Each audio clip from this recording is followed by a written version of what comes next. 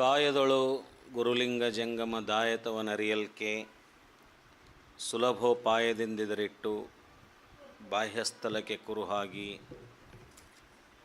ದಾಯದೋರಿ ಸಮಸ್ತ ಭಕ್ತನಿ ಕಾಯವನು ಪಾವನವ ಮಾಡಿದ ರಾಯಪೂರ್ವಾಚಾರ್ಯ ಸಂಗನ ಬಸವ ಶರಣಾರ್ಥಿ. ಪ್ರಾತಸ್ಮರಣೀಯರಾದಂತಹ ಬಸವಾದಿ ಶರಣರನ್ನು ಎಲ್ಲ ದಾರ್ಶನಿಕರನ್ನು ನೆನೆದುಕೊಂಡು ವಿಶೇಷವಾಗಿ ಇವತ್ತು ನಾವು ನಮ್ಮ ಮಧ್ಯದಲ್ಲಿಯೇ ನಿನ್ನೆ ಮೊನ್ನೆವರೆಗೂ ಇದ್ದುಕೊಂಡು ಬಸವ ತತ್ವ ಪ್ರಸಾರಕ್ಕಾಗಿ ತಮ್ಮ ಬದುಕನ್ನು ಸಂಪೂರ್ಣವಾಗಿ ಸವಿಸಿ ಸಮಾಜದಲ್ಲಿ ಪ್ರತಿ ಕ್ಷಣವನ್ನು ತಮ್ಮ ಜೀವನದ ಪ್ರತಿ ಅಮೂಲ್ಯವಾದ ಸಮಯವನ್ನು ಕ್ಷಣವನ್ನು ಸಮಾಜದಲ್ಲಿ ಬಸವ ಪ್ರಜ್ಞೆ ಮೂಡಿಸುವುದಕ್ಕಾಗಿಯೇ ಕಳೆದಂತಹ ಒಂದು ಮಹಾನ್ ಚೇತನ, ಒಂದು ದಿವ್ಯ ಚೇತನ, ಲಿಂಗೈಕ್ಯರಾದಂಥ ಪೂಜ್ಯ ಶ್ರೀ ಕುರುಕುಂದಿ ವೀರಭದ್ರಪ್ಪನವರನ್ನು ವಿಶೇಷವಾಗಿ ಇವತ್ತು ನೆನೆದುಕೊಂಡು ಇಲ್ಲಿ ನೆರೆದು ಬಂದಂತಹ ಎಲ್ಲ ಹಿರಿಯರೇ, ಮಾತೆಯರೇ, ಮಹನೀಯರೇ, ಯಾವತ್ತೂ ಬಸವ ಕೇಂದ್ರ ಬಸವ ಸಮಿತಿಯ ಎಲ್ಲ ಹಿರಿಯ ಪದಾಧಿಕಾರಿಗಳೇ, ಸದಸ್ಯರೇ, ಆನ್ಲೈನ್ ಮುಖಾಂತರ ವೀಕ್ಷಣೆ ಮಾಡ್ತಕ್ಕಂತಹ ಎಲ್ಲ ನನ್ನ ಬಂಧು ಬಾಂಧವರೇ, ಮಿತ್ರರೇ, ಬಸವ ಸಂಸ್ಕೃತಿ ಆರಾಧಕರೇ, ನಿಮಗೆಲ್ಲರಿಗೂ ನನ್ನ ಭಕ್ತಿಯ ಶರಣಾರ್ಥಿಗಳು. ಇಲ್ಲಿ ಈಗಾಗಲೇ ನಮ್ಮ ಧಾರವಾಡದ ನಿಜಾಚರಣೆಯನ್ನು ಅತ್ಯಂತ ಅಚ್ಚುಕಟ್ಟಾಗಿ ನಡೆಸ್ಕೊಂಡು ಬರ್ತಕ್ಕಂತಹ ಪ್ರಮುಖರಲ್ಲಿ ನಮ್ಮ ಬಸವಂತಪ್ಪ ತೋಟದವರು ನಮ್ಮ ಪೂಜ್ಯ ಕುರುಕುಂದಿ ವೀರಭದ್ರಪ್ಪನವರ ಕುರಿತು ನುಡಿನಮನವನ್ನು ಭಾಳ ಭಾವಪರವಶವಾಗಿ ಸಲ್ಲಿಸಿದರು. ಅವರು ಹೇಳುವ ಮಾತಿನ ಜಾಡ ಹಿಡ್ಕೊಂಡೆ ನಾನು ಒಂದೆರಡು ಮಾತುಗಳನ್ನು ಇವತ್ತು ಅವ್ರನ್ನ ನೆನೆಯುವ ಕೆಲಸವನ್ನು ಮಾಡಿ ನಮ್ಮ ಯಥಾವತ್ ಎಂದಿನಂತೆ ಶೂನ್ಯ ಸಂಪಾದನೆಯ ಒಂದು ಚಿಂತನೆಯನ್ನು ನಾವು ಮುಂದುವರಿಸೋಣ ಅನ್ನುವಂಥದ್ದು. ಇದು ಎರಡೂ ಸಂಘಟನೆಗಳ ಅಪೇಕ್ಷೆ, ನಮ್ಮೆಲ್ಲರ ಅಪೇಕ್ಷೆ. ಯಾವ ವ್ಯಕ್ತಿ ತನ್ನ ಜೀವಿತ ಅವಧಿಯಲ್ಲಿ ನಾವು ನಿಜಾಚರಣೆ ಅಂತಕ್ಕಂಥ ಶಬ್ದನೇ ಅದು ನಿಜಾಚರಣೆ ನೋಡ್ರಿ ಹೆಂಗಿದೆ. ಅದು ನಿಜಾಚರಣೆ ಅಂದ್ರೆ ಬರೀ ಆಚರಣೆ ಬೇರೆ, ನಿಜಾಚರಣೆ ಬೇರೆ. ನಮ್ಮ ಕುರುಕುಂದಿ ವೀರಭದ್ರಪ್ಪನವ್ರನ್ನ ನೆನೆಸೋದಂದರೆ ನಿಜಾಚರಣೆಯನ್ನು ನೆನೆಸ್ದಂಗೆ. ನಾವು ನಿಜಾಚರಣೆ, ಆಚರಣೆ, ನಿಜಾಚರಣೆ. ಹಂಗಂದ್ರೆ ಏನು? ನಾವು ಆಚರಣೆ ಮಾಡೋದೇನು ಅದು ನಿಜದ್ದವುದೋ ಅಲ್ಲೋ ಅಂತ. ನಾವು ಮಾಡ್ತಕ್ಕಂಥ ಧಾರ್ಮಿಕ ಆಚರಣೆಗಳು ಸುಮ್ಮನೆ ಯಾರೋ ಹೇಳ್ಕೊಂಡು ಬಂದಿದ್ದು ನಾವು ಮಾಡಕತ್ತೇವೋ, ಅಥವಾ ಆ ಆಚರಣೆಯ ಅರ್ಥ, ವಿವರ, ಪರಿಣಾಮಗಳನ್ನು ಅರ್ಥ ಮಾಡಿಕೊಂಡು ನಿಜದ ಕ್ರಮದಲ್ಲಿ, ನಿಜದ ಹಾದಿಯಲ್ಲಿ ಅವನ್ನ ಆಚರಣೆ ಮಾಡ್ತಾಯಿದ್ದೇವೋ ಅವನ್ನ ಅರ್ಥೈಸ್ಕೊಂಡು ಆ ಆಚರಣೆಯನ್ನು ಮಾಡೋದಕ್ಕೆ ನಾವು ನಿಜ ಆಚರಣೆ ಅಂತ ಕರಿಬಹುದು. ಇದು ಸುಮಾರು 20-25 ವರ್ಷದ ಹಿಂದೆ ರಾಯಚೂರು ಜಿಲ್ಲೆ ಸಿಂಧನೂರು, ಅವರು ಹುಟ್ಟೂರು ಕುರುಕುಂದ, ಮತ್ತು ಸಿಂಧನೂರಲ್ಲೇ ಅವರು ಎಲ್ಲ ತಮ್ಮ ವ್ಯವಹಾರ ಮತ್ತು ವೃತ್ತಿಯನ್ನು ಮಾಡ್ಕೊಂಡು ಬರ್ತಿದ್ದರು. ಸುಮಾರು ಆಸುಪಾಸು ಒಂದು 25 ವರ್ಷ ಅವರು 40 ವಯಸ್ಸಿನ 40ಕ್ಕೆ ಅವರು ಬದಲಾವಣೆ ಆಗಿರ್ಬೋದು. ಬಸವಂತ ತೋಟದವ್ರು ಹೇಳ್ದಂಗೆ ಅವ್ರು ಮೊದಲು ದೇವಿ ಆರಾಧಕರಾಗಿದ್ದರು. ಇರಲಿ, ಅವೆಲ್ಲ ಧಾರ್ಮಿಕ ಭಾವ ಮೊದಲು ಇತ್ತು. ಧಾರ್ಮಿಕ ಭಾವ ಯಾವುದೋ ಒಂದು ರೂಪದಲ್ಲಿ ಇತ್ತು, ದೇವರ ಮೇಲೆ ಭಕ್ತಿ ಇತ್ತು ಅಂತ ಅದನ್ನು ಅಂದ್ಕೊಳ್ಳೋಣ. ಅದನ್ನು ಪೂರ್ತಿ ನಾವು ಅಲ್ಲುಗಳೆಯೋದು ಬೇಡ. ಯಾವುದೋ ಒಂದು ರೂಪದಲ್ಲಿ ಸತ್ಸಂಪ್ರಾಯದಲ್ಲಿ ಇದ್ದರು ಅಂತಕ್ಕಂಥದ್ದು ಅರಿವು ಒಡೆಮೂಡಿದಾಗ ಅವನ್ನೆಲ್ಲವನ್ನು ಬಿಟ್ಟು ನಿಜಾಚರಣೆಗೆ ಭಾಳ ಕಟಿಬದ್ಧರಾಗಿ ನಿಂತಂಥವ್ರು ನಮ್ಮ ವೀರಭದ್ರಪ್ಪನವರು. ಇಳಕಲದ ಪೂಜ್ಯರಾಗಲಿ, ಚಿತ್ರೂರು ಪೂಜ್ಯರಾಗಲಿ, ಗದಗಿನ ಪೂಜ್ಯರಾಗಲಿ, ಇನ್ನುಳಿದ ಯಾವುದೇ ಬಸವ ತತ್ವನಿಷ್ಠರ ಪೂಜ್ಯರಿಗೆ ಅತೀ ಆಪ್ತರಾಗಿ ಬಂದಂಥವ್ರು. ಆಪ್ತತೆ ಮತ್ತು ಅದರ ಜೊತೆಗೆ ನಾನು ಮೊನ್ನೆ ಕೇಳ್ಕೊಂಡಾಗ ನೀವೆಲ್ಲ ಈ ಭಾಗದಲ್ಲಿ ನೀವು ಚರಜಂಗಮರಾಗಿ ಲಿಂಗದೀಕ್ಷೆ, ಲಿಂಗಧಾರಣೆ ಮಾಡಲಿಕ್ಕೆ ಪ್ರಾರಂಭ ಮಾಡಿರಿ ಅಂತ ಇಳಕಲದ ಪೂಜ್ಯ ಶ್ರೀಗಳು ಅಪ್ಪಣೆ ಮಾಡಿದ ಮೇಲೆ ಅವರು ಆ ಭಾಗದಲ್ಲಿ ಸಾಕಷ್ಟು ಬದಲಾವಣೆಯನ್ನು ಜಾಗೃತಿಯನ್ನು ಮೂಡಿಸ್ತಕ್ಕಂಥ ಕೆಲಸ ಮಾಡಿದರು. ಚಾಮರಾಜನಗರದಿಂದ ಬೀದರ್ವರೆಗೆ ಅವರು ಸುತ್ತಾಡಿದ ಜಾಗವೇ ಇಲ್ಲ, ಸ್ಥಳಗಳೇ ಇಲ್ಲ. ಅತ್ಯಂತ ಭಾಳ ತನ್ಮಯತೆಯಿಂದ ಭಕ್ತಿಪೂರ್ವಕವಾಗಿ ಬಸವತತ್ವದ ಪ್ರಸಾರವನ್ನು ಎಷ್ಟು ಪ್ರಾಮಾಣಿಕವಾಗಿ, ಎಷ್ಟೊಂದು ಭಕ್ತಿ ಶ್ರದ್ಧೆಯಿಂದ, ಎಷ್ಟೊಂದು ಕಳಕಳಿಯಿಂದ ಅವರು ಮಾಡಿದ್ದು ನೋಡಿದರೆ ಬಸವಂತಪುರ ಆಗಳು ಹೇಳ್ದಂಗೆ ಅವರೆಲ್ಲರೂ ನಮಗೆ ಮಾದರಿ, ನಮಗೆಲ್ಲರಿಗೂ ಅವರು ಮಾದರಿ ಆಗ್ತಾರೆ. ನಾವೆಲ್ಲ ಆ ಹಂತದಲ್ಲೇ ಇದ್ದಂಥವ್ರು, ಆದರೆ ಅವರು ಮಾಡಿದಷ್ಟು ಕೆಲಸಗಳನ್ನು ನಮಗಿನ್ನೂ ಮಾಡಲಿಕ್ಕೆ ಆಗ್ತಾಯಿಲ್ಲ ಅನ್ನುವಂಥ ಕೊರಗು ನಮಗಿದೆ ಅಂತ. ವಿಶೇಷವಾಗಿ ನಿವೃತ್ತಿ ಬದುಕು, ಈಗ ವ್ಯಾಪಾರ ವಹಿವಾಟಿನಲ್ಲಿದ್ದಂಥವ್ರಿಗೆ ನಿವೃತ್ತಿ ಅನ್ನೋದಿರೋದಿಲ್ಲ. ಅವರು ತಮ್ಮ ವೃತ್ತಿಯಲ್ಲೇ ಮುಂದುವರ್ಕೊಂಡು ಎಷ್ಟು ಸಮಯ ಆಗುತ್ತೋ ಅಷ್ಟನ್ನು ಮಾಡ್ತಿರ್ತಾರೆ. ಆದರೆ ವಿಶೇಷವಾಗಿ ಒಂದು ವೃತ್ತಿಯಲ್ಲಿದ್ದುಕೊಂಡು ವಯೋಸಹಜ ನಿವೃತ್ತಿಯನ್ನು ಪಡೆದುಕೊಂಡಂಥ ಜನ ಏನಿದಾವೆಲ್ಲ, ಅವರು ವಿಶೇಷವಾಗಿ ಈ ಒಂದು ಕಾರ್ಯಕ್ಕೆ ತೊಡಕೊಂಡು ಬಿಟ್ಟರೆ ಭಾಳ ಅದ್ಭುತ ಆಗುತ್ತೆ. ಯಾಕಂದ್ರೆ ಅಂಥ ಯಾವುದೇ ವಿಶೇಷವಾಗಿರ್ತಕ್ಕಂಥ ಜವಾಬ್ದಾರಿಗಳಾಗಲಿ ಮತ್ತೊಂದಾಗಲಿ ಇನ್ನೂ ಇರೋದಿಲ್ಲ. ವ್ಯಾಪಾರ ವಹಿವಾಟ ಕೃಷಿ ಮಾಡ್ಕೊಂಡವ್ರಿಗೆ ಅದು ನಿವೃತ್ತಿ ಅನ್ನೋದೇ ಇರೋದಿಲ್ಲ ಪಾಪ ಅವ್ರಿಗೆ, ಅಷ್ಟರಲ್ಲೇ ಎಲ್ಲ ಮಾಡ್ತಿರ್ತಾರೆ ಅವರು. ವೀರಭದ್ರಪ್ಪನವರು ಯಾವುದೇ ನೌಕರಿ ನಿವೃತ್ತಿಗಳಿದ್ದರೂ ಕೂಡ ಅವರು ತಮ್ಮ ಎಲ್ಲ ದುಡಿಮೆ ಮತ್ತು ವೃತ್ತಿಯ ಜೊತೆಗೇ ಸಮಯ ಮಾಡ್ಕೊಂಡು ಅವರು ಮಾಡ್ತಿದ್ರು. ಈಗ ನಮ್ಮಲ್ಲಿ ಹಳ್ಯಾಳ ಸರ್ ಒಂದು ರಿಟೈರ್ ಆಗಿ ಒಂದು 20 ವರ್ಷ ಆಗಿರ್ಬೇಕನ್ ಸರ್, ಸರ್ವಿಸ್ನಲ್ಲಿದ್ದಾಗೂ ಸರ್ ಮಾಡ್ತಿದ್ರು. ನಿವೃತ್ತಿ ಆದಮೇಲೆ ಸಂಪೂರ್ಣವಾಗಿ ಅದಕ್ಕಾಗಿಯೇ ಕೆಲಸ ಮಾಡ್ತಕ್ಕಂಥ ಹಳ್ಯಾಳ ಸರ್. ನಮ್ಮ ಲಿಂಕ್ ಶೆಟ್ಟರ್ ಬಂದಿದ್ದಾರೆ ಇಲ್ಲೆಲ್ಲ. ಈಗ ನಮ್ಮ ಬಸವ ಕೇಂದ್ರದಲ್ಲಂತೂ 20 ವರ್ಷದಿಂದ ನಮ್ಮದು ಚೆನ್ನಾಗಿ. ಆದರೆ ವೀರಭದ್ರಪ್ಪನವ್ರು ಮಾಡಿದಷ್ಟು ಕೆಲಸವನ್ನು ನಾವು ನೋಡಲಾಗಿ ನಾವು ನಮ್ಮ ಊರಿಗೆ ಸೀಮಿತವಾಗಿ ಕೆಲಸ ಮಾಡ್ಕೊಂಡು ಬಂದಿದೆ, ನಮ್ಮ ಧಾರವಾಡಕ್ಕೆ ಸೀಮಿತವಾಗಿ ಕೆಲಸ ಮಾಡ್ಕೊಂಡು ಬಂದಿದೆ. ಆದರೆ ವೀರಭದ್ರಪ್ಪನವರು ಹಳ್ಳಿಗೆ ಏಕರಾತ್ರಿ, ಪಟ್ಟಣಕ್ಕೆ ಪಂಚರಾತ್ರಿ ಅನ್ನೋ ಸೂತ್ರ ಹಿಡ್ಕೊಂಡು ಭಾಳ ಅದ್ಭುತವಾಗಿ ಬಸವ ತತ್ವದ ಪ್ರಸಾರವನ್ನು ಯಾವ್ಯಾವ ರೂಪಗಳಲ್ಲಿ ಮಾಡಬೇಕು ಎಲ್ಲ ಪ್ರಕಾರದಲ್ಲಿ ಮಾಡಿದರು ಅವರು. ಎಲ್ಲ ಪ್ರಕಾರದಲ್ಲಿ ಉಪನ್ಯಾಸಗಳನ್ನು ಏರ್ಪಡಿಸೋದ್ರಿಂದ ಹಿಡಿದು, ಅನುಭವನೆ ಮಾಡೋದರಿಂದ ಹಿಡಿದು, ಮದುವೆ ಮುಂಜುವೆ ನಮ್ಮ ಎಲ್ಲ ಕಾರ್ಯಗಳಲ್ಲಿ ಬಸವತತ್ವ ವಚನಗಳನ್ನು ಅಳವಡಿಸಿಕೊಂಡು ಕೊನೆಗೆ ಅವರು ಈ ವೀರಭದ್ರ ದೇವರ ಒಡಪುಗಳನ್ನು ಹೇಳುವ ರೂಪದಲ್ಲಿಯೂ ತಾವೇ ಸ್ವತಃ ಅವುಗಳನ್ನು ವಚನಗಳನ್ನು ಆಯ್ದುಕೊಂಡು ಭಾಳ ಮನೋಜ್ಞವಾಗಿ ಗಂಭೀರವಾಗಿ ತಾವೇ ಆ ಕ್ರಮದಲ್ಲಿಯೂ ಬದಲಾವಣೆ ತೊಗೊಂಬಂದ್ರು ಅವರು. ಈ ರೀತಿಯಾಗಿ ನಾವು ಯಾಕೆ ಮಾಡಬಾರ್ದು ಅನ್ನೋಂಥ ಭಾಳ ಅದ್ಭುತವಾಗಿ ವಚನಗಳ ಒಡಪುಗಳನ್ನು ಅವರು ಹೇಳಿ ಆ ರೀತಿಯಾದಂಥ ಬದಲಾವಣೆ. ಯಾವುದೇ ನಿತ್ಯದ ಕ್ರಮ ಐತಲ್ಲ ಅದನ್ನು ಸಂಪೂರ್ಣವಾಗಿ ಬದಲು ಮಾಡಲಿಕ್ಕೆ ಆಗೋದಿಲ್ಲ. ಅದರ ಬದಲಾಗಿ ಒಂದು ಪರ್ಯಾಯವನ್ನು ಕೊಡಬೇಕು, ಕೊಟ್ಟಾಗ ಇದು ಪ್ರಸಾರ ಆಗುತ್ತೆ ಅಂತಕ್ಕಂಥ ಪ್ರಜ್ಞೆ ಅವರಲ್ಲಿತ್ತು. ಅದು ಬೇಡ ಅಂತಿದ್ದಿಲ್ಲ ಅವರು, ಅದ್ಯಾಕೆ ಅಂತಿದ್ದಿಲ್ಲ ಅವರು. ಅದರ ಬದಲಾಗಿ ಇದನ್ನು ಮಾಡೋಣ ಅಂದಾಗ ಜನ ಒಪ್ತಿದ್ರು, ಅದಕ್ಕೆ ಜನ ಒಪ್ತಿದ್ರು. ಅದರ ಬದಲಾಗಿ ಇದನ್ನು ಮಾಡೋಣ. ಆಚರಣೆ ಬೇಡ ಅಂದ್ಬಿಟ್ರೆ ಜನರಿಗೆ ಮನಸ್ಸಿಗೆ ಸಮಾಧಾನ ಆಗ್ತಿರಲಿಲ್ಲ. ಅದನ್ನು ನಿಲ್ಲಿಸೋದು ಹೆಂಗ್ರಿ ಹಿರಿಯರು ಮಾಡ್ಕೊಂಡು ಬಂದಾರ ಅಂತ. ಆದರೆ ಅದನ್ನು ಮಾಡೋಣ, ಹಿಂಗೆ ಮಾಡೋಣ ಅಂದ್ರೆ ಜನ ಅದಕ್ಕೆ ಒಪ್ತಿದ್ರು. ಅದಕ್ಕಿಂತ ಹೆಚ್ಚು ಖುಷಿ ಆಗ್ತಿದ್ರು ಜನ, ಅದಕ್ಕಿಂತ ಹೆಚ್ಚು ಖುಷಿ ಆಗ್ತಿದ್ರು. ವಚನಗಳನ್ನು, ಅದ್ಭುತವಾದ ವಚನಗಳನ್ನು, ಎಷ್ಟು ವಚನಗಳನ್ನು ಬಾಯಾಟ ಹೇಳ್ತಿದ್ರು ಗೊತ್ತಾ ಅವರು. ನಮಗೆ ಅವರು ಅಷ್ಟು ವಚನಗಳು ಬಾಯಾಟ ಬರೋದಿಲ್ಲ. ಅಷ್ಟು ಸಾವಿರಾರು ವಚನಗಳನ್ನು ಹೇಳ್ತಿದ್ರು ಅವರು ಬಾಯಾಟ ವೀರಭದ್ರಪ್ಪನವರು. ಎಷ್ಟು ಅವರಿಗೆ ಆಸಕ್ತಿ, ಎಷ್ಟು ಅವ್ರಿಗೆ ಕಳಕಳಿ. ನಿಜವಾಗಿಯೂ ಅವ್ರು ನಾವು ಕಳ್ಕೊಂಡಿವಲ್ಲ. ಎಲ್ಲ ಬಸವತತ್ವ ಪ್ರಸಾರಕರಿಗೆ, ಬಸವತತ್ವ ಸಂಘಟನೆಗಳಿಗೆ ದೊಡ್ಡ ಪೆಟ್ಟದು. ಇನ್ನೂ ಬಹಳ ಅವರಿಗೆ ಆರೋಗ್ಯ, ಭಾಳ ಇನ್ನೂ 20 ವರ್ಷ ಅವರು ಓಡಾಡಿಕೊಂಡಿರುವಂಥ ಆರೋಗ್ಯ ಅವ್ರದ್ದು. ಇನ್ನೂ 10-20 ವರ್ಷ ಏನು ಬಹಳ ಆರೋಗ್ಯಪೂರ್ಣವಾಗಿದ್ದಂಥವ್ರು. ಅವ್ರು ಬೆಂಗಳೂರಿಗೆ ಹೋಗಿ ಆರಾಮಿಲ್ದಕ್ಕೆ ಬೆಂಗಳೂರಿಗೆ ಹೋಗಿದ್ದಿಲ್ಲ ಅವರು. ಶರಣಶಕ್ತಿ ಅಂತಕ್ಕಂಥ ಒಂದು ಮೂವಿ ಬಂದಿತ್ತು, ಅದರದ್ದು ಒಂದು ಪ್ರಿವ್ಯೂ ನೋಡಲಿಕ್ಕೆ ಅವ್ರನ್ನ ಕರೆಸಿದ್ರಲ್ಲ, ಅದನ್ನು ನೋಡಿ ಆದಮೇಲೆ ಅವರಿಗೆ ಅನಾರೋಗ್ಯ ಬಂತು ಅಂತಕ್ಕಂಥದ್ದು. ಇರಲಿ, ದೈವೇಚ್ಛೆ. ಅವರು ನಮ್ಮನ್ನು ಅಗಲಿದ್ದಾರೆ ಅಂದರೆ ಅರ್ಥ ಅವರು ದೈಹಿಕವಾಗಿ ನಮ್ಮ ಜೊತೆಗಿಲ್ಲ. ಆದರೆ ಅವರು ಬಯಲಾಗಿ ಇದ್ದಿದ್ದರಿಂದ ನಮ್ಮೆಲ್ಲರ ಪ್ರಾಣದಲ್ಲಿ ಅವರು ಇಲ್ಲಿವರೆಗೆ ಅವರ ಪ್ರಾಣ ಅವರ ದೇಹದಲ್ಲಿ ಮಾತ್ರ ಇತ್ತು.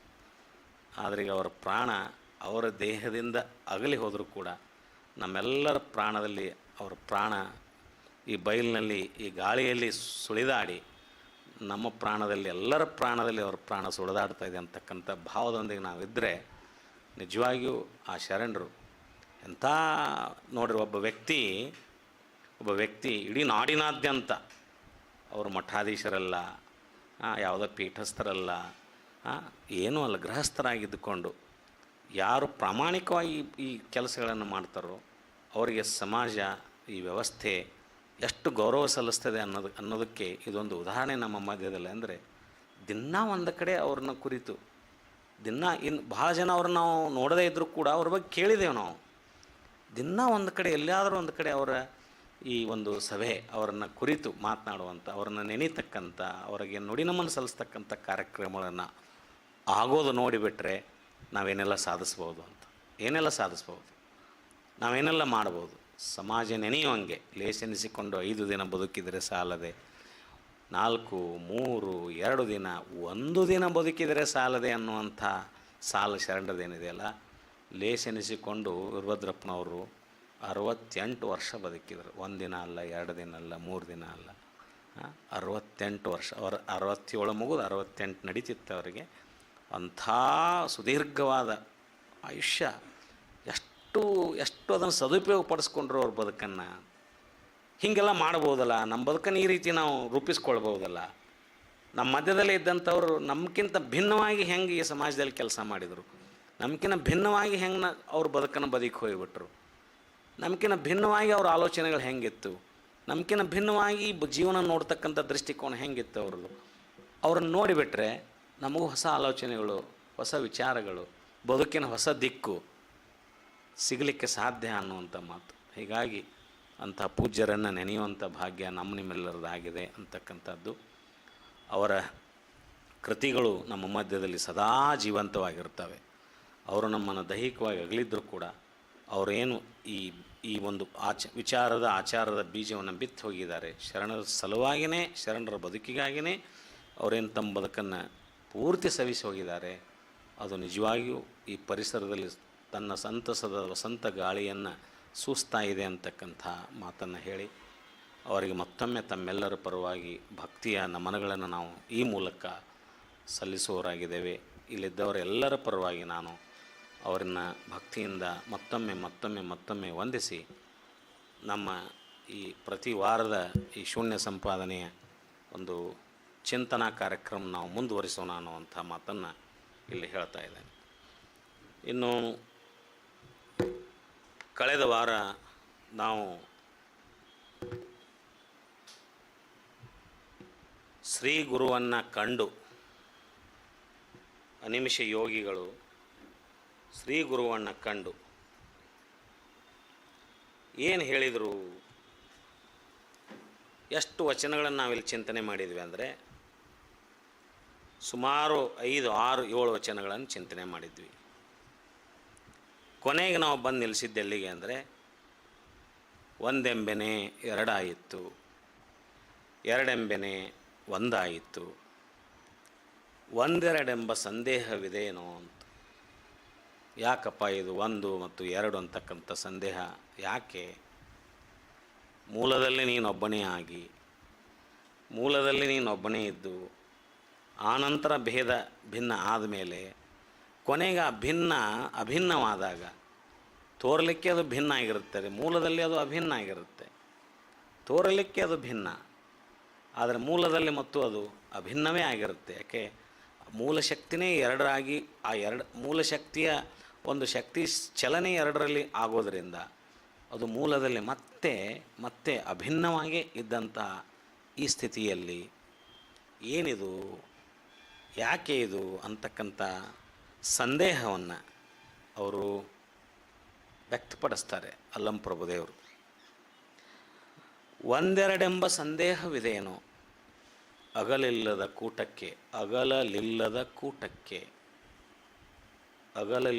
ಕೂಟಕ್ಕೆ ಬಿಚ್ಚಿ ಬೇರಾಗದ ಉಪದೇಶ ಮಾಡಿದವನು ನೀನೇ, ಉಪದೇಶಿಸಿಕೊಂಡವನು ನೀನೇ. ಬಿಚ್ಚಿ ಬೇರಾಗದ ಉಪದೇಶ, ನಾನು ನೀನು ಬೇರೆ ಇಲ್ಲ ಅಂತಕ್ಕಂಥ ನೋಡ್ರಿ, ನಾನು ನೀನು ಬೇರೆ ಇಲ್ಲವೇ ಇಲ್ಲ ಅನ್ನುವಂಥ ಭಾವದಲ್ಲಿದ್ದಾಗ ಪೂಜ್ಯನೂ ನೀನೇ, ಉಪಾಸಕನೂ ನೀನೇ, ಉಪಾಸ್ಯನೂ ನೀನೇ ಆಗಿದ್ದಾಗ, ಪೂಜಿಸಿಕೊಳ್ಳುವನು ನೀನೇ, ಪೂಜೆ ಮಾಡುವನು ನೀನೇ ಇದ್ದಾಗ ಇದು ಬೆಚ್ಚಿ ಬೇರಾಗದ ಉಪದೇಶ.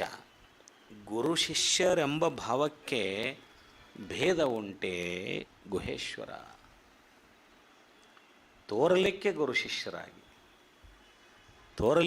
ಶಿಷ್ಯರಾಗಿ ಗುರುವಿಲ್ಲದ ಶಿಷ್ಯ ಇಲ್ಲ, ಶಿಷ್ಯವಿಲ್ಲದ ಗುರು ಇಲ್ಲ. ಗುರು ಅಂತ ಯಾವಾಗ ಆಗ್ತಾನೆ ಆತಂದ್ರೆ ಒಬ್ಬ ಶಿಷ್ಯನಿಗೆ ಆತ ಗುರು ಆಗಿ ಆತ ಒಬ್ಬ ಶಿಷ್ಯನನ್ನು ಪಡ್ಕೊಂಡಿರ್ಬೇಕು. ಶಿಷ್ಯ ಇಲ್ಲ ಅಂದರೆ ಗುರು ಅನ್ನೋದಕ್ಕೆ ಯಾರಿಗೆ ಗುರು? ಗುರು ನೀನಂದ್ರೆ ಯಾರಿಗೆ ಗುರು ಅಂತ. ಶಿಷ್ಯ ಅಂದರೆ ನೀನು ಯಾರಿಗೆ ಶಿಷ್ಯ ಅಂತ. ಹಾಗಾದರೆ ಇಲ್ಲಿ ಯಾರು ಶ್ರೇಷ್ಠ ಯಾರು ಕನಿಷ್ಠ? ಗುರುವೇ ಶ್ರೇಷ್ಠ, ಶಿಷ್ಯ ಕನಿಷ್ಠ ಅನ್ಲಿಕ್ಕೆ ಬರೋದಿಲ್ಲ. ಆದರೆ ನೋಡಲಿಕ್ಕೆ ಗುರು ದೊಡ್ಡವನೇ, ಶಿಷ್ಯ ಸಣ್ಣವನಾಗೇ ಇರಬೇಕು. ಆದರೆ ಮೂಲದಲ್ಲಿ ಇಬ್ಬರು ದೊಡ್ಡವರು ಸಣ್ಣವರು ಯಾರೂ ಅಲ್ಲ ಅಂತ. ಈ ತೋರ ಬಂದ ಜಗತ್ತಿಗೆ ಗುರು ಶಿಷ್ಯ ಅಂತಕ್ಕಂಥ ಕಾನ್ಸೆಪ್ಟ್ ಏನು ಹೇಳುತ್ತಂದರೆ, ಗುರು ದೊಡ್ಡವ, ಶಿಷ್ಯ ಅವನು ಸಣ್ಣವ, ಅವನ ಮಾರ್ಗದರ್ಶನದಲ್ಲಿ ಇರಾವ ಅಂತ. ಆದರೆ ಗುರು ದೊಡ್ಡವ ಆಗಲಿಕ್ಕೆ, ಗುರು ಶ್ರೇಷ್ಠ ಆಗಲಿಕ್ಕೆ ಕಾರಣೀಕರ್ತ ಆದಂಥವನು ಶಿಷ್ಯನೇ. ಯಾಕಂದರೆ ಆತನಿಗೆ ಶಿಷ್ಯ ಸಿಗದೆ ಹೋದರೆ, ಆತನಿಗೆ ಶಿಷ್ಯ ನೋಡ್ರಿ, ನಮ್ಮಲ್ಲಿ ಪಾದೋದಕ ಪ್ರಸಾದದ ಕಾನ್ಸೆಪ್ಟ್ ಬಂದಾಗ ಪಾದೋದಕ ಗುರುವಿನಿಂದ ಬರುತ್ತೆ ನಮಗೆ. ಆದರೆ ಪಾದೋದಕ ಗುರುವಿನಿಂದ ತನ್ನಂತಾನೇ ಬರೋದಿಲ್ಲ. ಅದು ಪಾದೋದಕ ಪಡೀಲಿಕ್ಕೆ ಒಬ್ಬ ಭಕ್ತ ಮತ್ತು ಶಿಷ್ಯ ಬೇಕು. ಗುರುವಿನ ಪಾದೋದಕ ಅತ್ಯಂತ ಶ್ರೇಷ್ಠವಾದದ್ದು. ಆದರೆ ಗುರು ತನ್ನ ಪಾದೋದಕನ್ನು ತಾನೇ ಪಡೆದುಕೊಳ್ಳಿಕ್ಕೆ ಬರೋದಿಲ್ಲ. ಶಿಷ್ಯ ಬೇಕಲ್ಲೇ. ಪಾದೋದಕ ಬರಬೇಕಾಗಿತ್ತು ಅಂದರೆ ತತ್ವ ಅದು, ಪಾದೋದಕ ತತ್ವ ಅದು. ಆ ಪಾದೋದಕ ತತ್ವ ಪರಿಪೂರ್ಣ ಆಗಬೇಕಾಗಿತ್ತಂದರೆ ಶಿಷ್ಯ ಬರಲೇಬೇಕಲ್ಲಿ. ಶಿಷ್ಯ ಬಂದು ಗುರುವಿನ ಪಾದೋದಕ ಪಡ್ಕೊಂಡಾಗನೇ ಪಾದೋದಕ ಉದ್ಭವ ಆಗುತ್ತಾ. ಇಲ್ಲ ಅಂದರೆ ಗುರುವಿನ ಹತ್ರ ಪಾದೋದಕ ಅಡಕಾಗಿರುತ್ತೆ, ಅದು ಪ್ರಕಟ ಆಗೋದಿಲ್ಲ. ಅದು ಪ್ರಕಟ ಆಗಲಿಕ್ಕೆ ಶಿಷ್ಯ ಬೇಕೇ. ಆ ಅರ್ಥದಲ್ಲಿ ಗುರುವನ್ನು ಎತ್ತರಕ್ಕೇರಿಸ್ತಕ್ಕಂಥವನು ಶಿಷ್ಯ. ತೋರ ಬಂದ ಜಗತ್ತಿಗೆ ಗುರು ದೊಡ್ಡವ, ಶಿಷ್ಯ ಸಣ್ಣವನೇ ಅನ್ಕೋಬೇಕು. ಶಿಷ್ಯನಲ್ಲಿ ಅಹಂಕಾರ ಬರಬಾರದು, ಅಹಂಕಾರ ಬರಬಾರದು.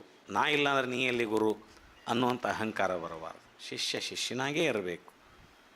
ಆದರೆ ಮೂಲದಲ್ಲಿ ಇಲ್ಲಿ ಭಿನ್ನ ಇಲ್ಲ ಅಂತ ಹೇಳಿದ್ರು. ಇಲ್ಲಿ ಅವರು ಗುರು ಶಿಷ್ಯರೆಂಬ ಭಾವಕ್ಕೆ ಭೇದ ಉಂಟೆ ಗುಹೇಶ್ವರ. ಅಂದರೆ ಇದು ನಾ ಇಲ್ಲದೆ ನೀ ಇಲ್ಲ, ನೀ ಇಲ್ಲದೆ ನಾ ಇಲ್ಲ, ಶಿಷ್ಯನಿಲ್ಲದೆ ಗುರು ಇಲ್ಲ, ಗುರು ಇಲ್ಲದೆ ಶಿಷ್ಯನೇ ಇಲ್ಲ ಅಂದಾಗ ಇಲ್ಲಿ ಭೇದ ಅಂತೂ ಕಾಣಕತೈತಿ ಕಣ್ಣಿಗೆ. ಭೇದಂತೂ ಕಾಣಕತೈತಿ ಇಲ್ಲಿ ಕಣ್ಣಿಗೆ. ಗುರು ಬೇರೆ ಶಿಷ್ಯ ಬೇರೆ ಅಂತ ಭೇದ ಕಾಣ್ಲಿಕ್ಕೆ ಹತ್ತದ. ಆದರೆ ಭೇದ ಕಂಡ್ರೂ ಇದು ಮೂಲದಲ್ಲಿ ಭೇದ ಐತನೋ ಅಂತ ಪ್ರಶ್ನೆ ಮಾಡಿದರೆ ಮೂಲದಲ್ಲಿ ಭೇದ ಇಲ್ಲವೇ ಇಲ್ಲ ಇದಕ್ಕೆ ಅಂತ. ಭಾಳ ಸೂಕ್ಷ್ಮವಾದ ವಿಚಾರ ಇದು, ಭಾಳ ಸೂಕ್ಷ್ಮವಾದ ತತ್ವ ಇದು. ಕೆಲವರು ಅತೀ ವೈಚಾರಿಕತೆಯಿಂದ ಕೂಡಿದಾಗ ಗುರು ಅಂದ್ರೆ ಏನು, ಶಿಷ್ಯ ಅಂದ್ರೇನು, ಎಲ್ಲಿ ಶಿಷ್ಯ ಎಲ್ಲಿ ಗುರು ಅಂತ ಆ ರೀತಿಯಾದ ಚರ್ಚೆಗಳನ್ನು ಮಾಡ್ಬೋದು. ಅದಕ್ಕೆ ನಂದೇನು ತಕರಾರಿಲ್ಲ, ಅದು ನಂದೇನು ತಕರಾರಿಲ್ಲ. ಪಾದೋದಕ ಅಂದ್ರೆ ಏನು, ಪಾದೋದಕ ಹಿಂಗೆ ಅದು ಹಂಗೆ, ಅದ್ರ ಬಗ್ಗೆನೂ ನನ್ನ ತಕರಾರಿಲ್ಲ. ಪಾದೋದಕ ತತ್ವನೇ ಪಾದೋದಕ ಇರಬೇಕು. ಪಾದೋದಕ ಪಡಿ ಆ ಕ್ರಮ ಅದು ಷಟ್ಸ್ಥಲ ಸಿದ್ಧಾಂತದಲ್ಲಿ ಪಾದೋದಕ ಪಡಿತಕ್ಕಂಥ ಕ್ರಮ ಇದೆ. ಅದನ್ನು ಯಾರು ಅಲ್ಗಳಿಕ್ಕೆ ಆಗೋದಿಲ್ಲ. ಅದನ್ನು ಆ ಚರ್ಚೆಗೆ ನಾನು ಮುಂದೆ ಹೋಗೋದಿಲ್ಲ, ಅದು ನನ್ನ ವೈಯಕ್ತಿಕ ವಿಚಾರ ಅಂತಕ್ಕಂಥದ್ದು. ಇಷ್ಟೆಲ್ಲ ಕೇಳಿದ ಮೇಲೆ ಪ್ರಭುದೇವರು ಮತ್ತ ಗುರುವಿನ ಸನ್ನಿಧಿಯಲ್ಲಿ ಜ್ಞಾನಲಿಂಗೋಪದೇಶ ಕ್ರಮವ, ಇನ್ನು ದೈಹಿಕವಾಗಿ ಆ ಗುರು ಮಾತಾಡುವಲ್ಲ, ಎಷ್ಟು ಮಾತಾಡಿಸಿದ್ರು ಮಾತಾಡುವಲ್ಲ, ಕೇಳುವಲ್ಲ, ಭಿನ್ನಯಿಸ್ಕೊಂಡ್ರು ಅವೇನು ಶೇಕ್ ಆಗುವಲ್ಲ, ಹೊಳ್ಳಿ ನೋಡುವಲ್ಲ ಗುರು ಅಂದಾಗ, ಇನ್ನು ಜ್ಞಾನದ ಮುಖಾಂತರ ಉಪದೇಶ ತಗೊಳ್ಳೋಣ ಅಂತ ಕ್ರಿಯಾದ ಮುಖಾಂತರ ಆಗಲಿಲ್ಲ, ಕ್ರಿಯಾಪದೇಶ ಆಗಲಿಲ್ಲ. ಇಲ್ಲಿ ಹಸ್ತ ಮಸ್ತಕ ಸಂಯೋಗದಿಂದ ಗುರು ಶಿಷ್ಯನ ಮಸ್ತಕದ ಮೇಲೆ ಹಸ್ತವನ್ನು ಮಾಡಿ ಇಟ್ಟು ತನ್ನ ಅಂತರಂಗದ ಚಿತ್ಕಳೆಯನ್ನು ಇಷ್ಟಲಿಂಗ ರೂಪವಾಗಿ ಗುರು ನಿಮ್ಮ ಹಸ್ತಕ್ಕೆ ತಂದು ಕೊಡೋದು ಕ್ರಿಯಾಚಾರ. ಇದು ಸಾಧ್ಯವಾಗದೇ ಇದ್ದಾಗ ಜ್ಞಾನೋಪದೇಶ ಆದರೂ ಪಡ್ಕೋಬೇಕಲ್ಲ ಅಂತ ನಿರ್ಧಾರಕ್ಕೆ ಬರ್ತಾರೆ ಯಾರು? ಪ್ರಭುದೇವರು. ಜ್ಞಾನೋಪದೇಶ ಆದರೂ ಅವಾಗ ಅವರು ಭಿನ್ನಯಿಸ್ಕೋತಾರೆ, ಮತ್ತೆ ಕೇಳ್ತಾರೆ. ಅನಿಮಿಷ ಯೋಗಿಗಳನ್ನು ಮತ್ತೆ ಕೇಳ್ತಾರೆ. ಅವರು ಏನು ಕೇಳ್ತಾರೆ ಅವರು ಅಂದರೆ, ಕಾಣಬಾರದ ಗುರು ಕಣ್ಗೆ ಗೋಚರವಾದರೆ, ಸಿಗಲಾರದಂಥ ಗುರು ಒಮ್ಮೆ ಸಿಕ್ಕಿಬಿಟ್ಟಾನಂದ್ರೆ, ಕಣ್ಣಿಗೆ ಕಂಡು ಬಿಟ್ಟಾನಂದ್ರೆ, ಕಾಣಬಾರದ ಗುರು ಕಣ್ಣಿಗೆ ಗೋಚರವಾದರೆ ಹೇಳಲಿಲ್ಲದ ಭಿನ್ನಪ, ಮುಟ್ಟಲಿಲ್ಲದ ಹಸ್ತಮಸ್ತಕ ಸಂಯೋಗ. ಇದು ಬಹಳ ಅದ್ಭುತವಾಗಿರ್ತಕ್ಕಂಥ. ಕಣ್ಣಿಗೆ ಕಂಡು ಬಿಟ್ಟಾನ, ಎಷ್ಟು ಹುಡುಕಿದರೂ ಸಿಗಲಾರದಂಥ ಪರಶಿವ ವಸ್ತುವೇ ಸಾಕಾರ ಮೂರ್ತಿಯಾಗಿ ನನ್ನ ಮುಂದೆ ಕಣ್ಣು ಮುಂದೆ ಬಂದು ನಿಂತಂಗಂತ ಭಾಸ ಆಗಿಬಿಟ್ಟೈತೆ ನನಗೆ. ಮೂಲದಲ್ಲಿ ಪರಶಿವ ವಸ್ತುನೇ ಅದು, ಪರಸ್ಥಲ ವಸ್ತು ಅದು. ಪರವಸ್ತುನೇ ಸಾಕಾರ ರೂಪವಾಗಿ ಬಂದು ಕುಂತಾಗ ಏನು ಹೇಳವಲ್ದಂದಾಗ, ಏನು ಕೇಳವಲ್ದಂದಾಗ ಕಾಣಬಾರದು ಒಮ್ಮೆ ಯಾಕೋ ಲೀಲೆಗಾಗಿ ಗೋಚರ ಆಗಿಬಿಟ್ಟೈತಂಥದ್ದು. ಯಾಕೆ ಪ್ರಕಟ ಆಗೈತಿ ಗೊತ್ತಿಲ್ಲ, ಆಶ್ಚರ್ಯ ಆಗೈತಿ. ಕಾಣಬಾರದ್ದು ಒಮ್ಮೆ ಕಂಡುಬಿಟ್ಟೈತಲ್ಲ, ಏನು ಅವಶ್ಯಕತೆ ಇತ್ತು, ಯಾವ ಕಾರಣಕ್ಕಾಗಿ ಕಂಡೈತೆ ಅದು, ಯಾವ ಕಾರಣಕ್ಕಾಗಿ ಪ್ರಕಟ ಆಗೈತಿ. ಈಗ ಏನೂ ಅಸಾಧ್ಯವಾದಂಥ ಇಲ್ಲಿ ಬರಲಿಕ್ಕೆ ಸಾಧ್ಯನೇ ಇಲ್ಲ ಈ ಜನ ಇಲ್ಲಿ ಅಂತಕ್ಕಂಥ ಸ್ಥಳದಲ್ಲಿ ಯಾರಾದರೂ ಒಬ್ಬರು ಆಶ್ಚರ್ಯಕರ ರೀತಿಯಲ್ಲಿ ನಮ್ಗೆ ಭೇಟಿ ಆಗಿಬಿಟ್ರೆ ಏನಾಕತಿ? ಅದು ಅವ್ರ ಊರಲ್ಲ, ಅವ್ರ ಓಣೆಲ್ಲ, ಅವ್ರ ಸಂಬಂಧಿಕರಲ್ಲ, ಮತ್ತೊಂದು ನಾವು ನಿರೀಕ್ಷೆನೇ ಮಾಡಿಲ್ಲ ಅವ್ರು ಇಲ್ಲಿ ಕಾಣ್ತಾರೆ ನಮ್ಗೆ ಅಂದಾಗ ಸಡನ್ನಾಗಿ ನಮಗೆ ಕಂಡುಬಿಟ್ಟಾಗ ಏನಾಕತ್ತೆ? ಅದು ಎಲ್ಲಿಂದೋ ನಮ್ಗೆ ನೀವು ಯಾಕಿಲ್ಲ ಅಂತ ಕೇಳ್ತೀವಿ. ಹಂಗೆ ಪರವಸ್ತು, ಮೂಲದಲ್ಲಿ ನಿರಾಕಾರವಾಗಿರ್ತಕ್ಕಂಥ ಪರವಸ್ತು ಇದು ಭೌತಿಕ ರೂಪವನ್ನು ತಾಳ್ಕೊಂಡು ಸಾಕಾರ ರೂಪ ತಾಳ್ಕೊಂಡು ಒಮ್ಮೆ ಯಾಕೆ ಬಂದೈತೋ ಬಂದುಬಿಟ್ಟೈತೆ. ಇದು ಕಾಣಬಾರದ ಗುರು ಕಣ್ಣಿಗೆ ಗೋಚರವಾದರೆ, ಸಹಜವಾದ ಗುರು ಅಲ್ಲಿದು, ಅದು ಮೂಲ ಪರವಸ್ತುವಿನೇ ಸಾಕಾರ ರೂಪವಾಗಿ ಬಂದಂಥ ಗುರು. ಇದು ಕಾಣುವಂಗಿಲ್ಲಿದು, ಕಾಣಲಾರದ್ದು ಪ್ರತ್ಯಕ್ಷವಾಗಿ ನಮಗೆ ಕಂಡು ಬಿಟ್ಟಾಗ, ಗೋಚರಿಸಿದಾಗ ಅವಾಗ ಹೇಳ್ತಾರೆ ಅವರು, ಅದರ ಜೋಡಿ ಏನೈತಿ? ಹೇಳಲಿಲ್ಲದ ಭಿನ್ನಪ ಅಂದ್ರೆ ಭಿನ್ನ ಮಾಡೇ ಇಲ್ಲ ನಾನು, ಭಿನ್ನ ಮಾಡಿಕೊಂಡೇ ಇಲ್ಲ, ಹೇಳಲಾರ್ದಂಥ ಭಿನ್ನ. ಅದು ಅರಿಕೆಯನ್ನು ನಾನು ಮಾಡಿಕೊಳ್ಳಾರ್ದೆ ಅರಿಕೆ ಮಾಡಿಕೊಂಡೇನೆ. ಹೇಳಲಿಲ್ಲದ ಭಿನ್ನಪ, ನನ್ನ ಭಿನ್ನವನ್ನು ಹೇಳೇ ಇಲ್ಲ ಅವ್ರಿಗೆ ನಾನು, ಆದರೂ ಭಿನ್ನ ಮಾಡ್ಕೊಂಡೇನಿ. ಭಿನ್ನ ಮಾಡ್ಕೋಬೇಕಲ್ಲ, ಹೇಳಿದರೆ ಹೇಳ್ದಂಗೆ ಅದು. ಹಿಂಗ್ರಿಪ್ಪ ನನಗೆ ದೀಕ್ಷಾ ಕೊಡ್ರಿ, ನನಗೆ ಈ ಉಪದೇಶ ಕೊಡ್ರಿ ಅಂತ ಹೇಳ್ಕೊಂಡ್ರೆ ಹೇಳಿದ ಭಿನ್ನ. ಅದು ಕೇಳ್ಕೊಂಡೇ ಇಲ್ಲ, ಅದನ್ನು ಕೇಳೋಕ್ಕಿಲ್ಲ. ನಿರಾಕಾರ ವಸ್ತು ಅದು ಸಾಕಾರ ರೂಪಗೊಂಡು ಸ್ಥಿರಾಕಾರ ನಿಕಾರ ಏಕಾಯಿ ಕುಂತ್ಬಿಟ್ಟೈತಿ. ಈಗ ಅದು ಅಲ್ಲಿ ಏನು ಹೇಳೋದೈತಿ? ಅದಕ್ಕೆ ಹೇಳಲಾರದನೇ ಭಿನ್ನ. ಹೌದಪ್ಪ ಹೌದು, ನೀನೇ ದೇವರ, ನಿನ್ನ ನೀ ತಿಳಿದರೆ ನಿನಗಿಲ್ಲೋ ದೂರ. ಇದು ಬಹುಶಃ ಶರೀಪುರ ಪದ ತತ್ವಪದ ಅವರು ಕತೆ ಯಾರೋ ಒಂದು ತತ್ವಪದ ಐತಿದು. ಈ ತತ್ವಪದ ಏನು ಹೇಳ್ತೈತಿ?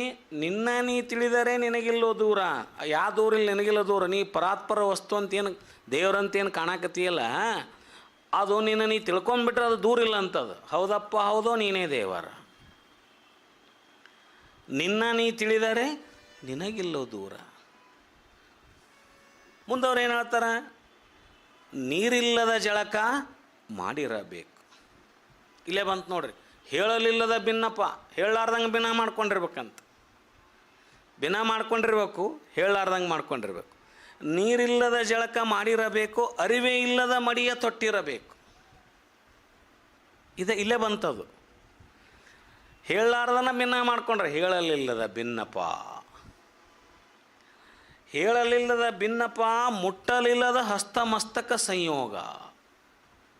ಹಸ್ತಮಸ್ತಕ ಸಂಯೋಗ ಆಗೈತಿ, ಜ್ಞಾನದಲ್ಲೇ ಆಗೈತಿ, ಆದರೆ ಕಣ್ಣಿಗೆ ಗೋಚರ ಆಗಿಲ್ಲದು. ಗುರು ತನ್ನ ಹಸ್ತವನ್ನು ಮಸ್ತಕದ ಮೇಲೆ ಇಟ್ಟಿಲ್ಲ, ಆದರೆ ಜ್ಞಾನಲಿಂಗೋಪದೇಶದಲ್ಲಿ ಹಸ್ತಮಸ್ತಕ ಸಂಯೋಗ ಆಗೈತಿ. ಹೆಂಗಾಗೈತಿ? ಅದು ನೀರಿಲ್ದನ ಜಳಕ ಆದಂಗೆ ಆಗೈತಿ. ನೀರಿಲ್ಲದನ ಜಳಕ ಆದಂಗೆ ಆಗೈತಿ. ನೀರಿಲ್ಲದ ಜಳಕ ಅಂದ್ರೆ ಜ್ಞಾನದ ಜಳಕ ಆಗೈತಿ ಅಲ್ಲಿ ಅಂತ. ಜ್ಞಾನದ ಜಳಕ ಆಗೈತಿ. ಅರಿವೇ ಇಲ್ಲದ ಮಡಿ ಹುಟ್ಟಿರಬೇಕು, ಊಟ ಮಾಡದೆ ಹೊಟ್ಟಿ ತುಂಬಿರಬೇಕು.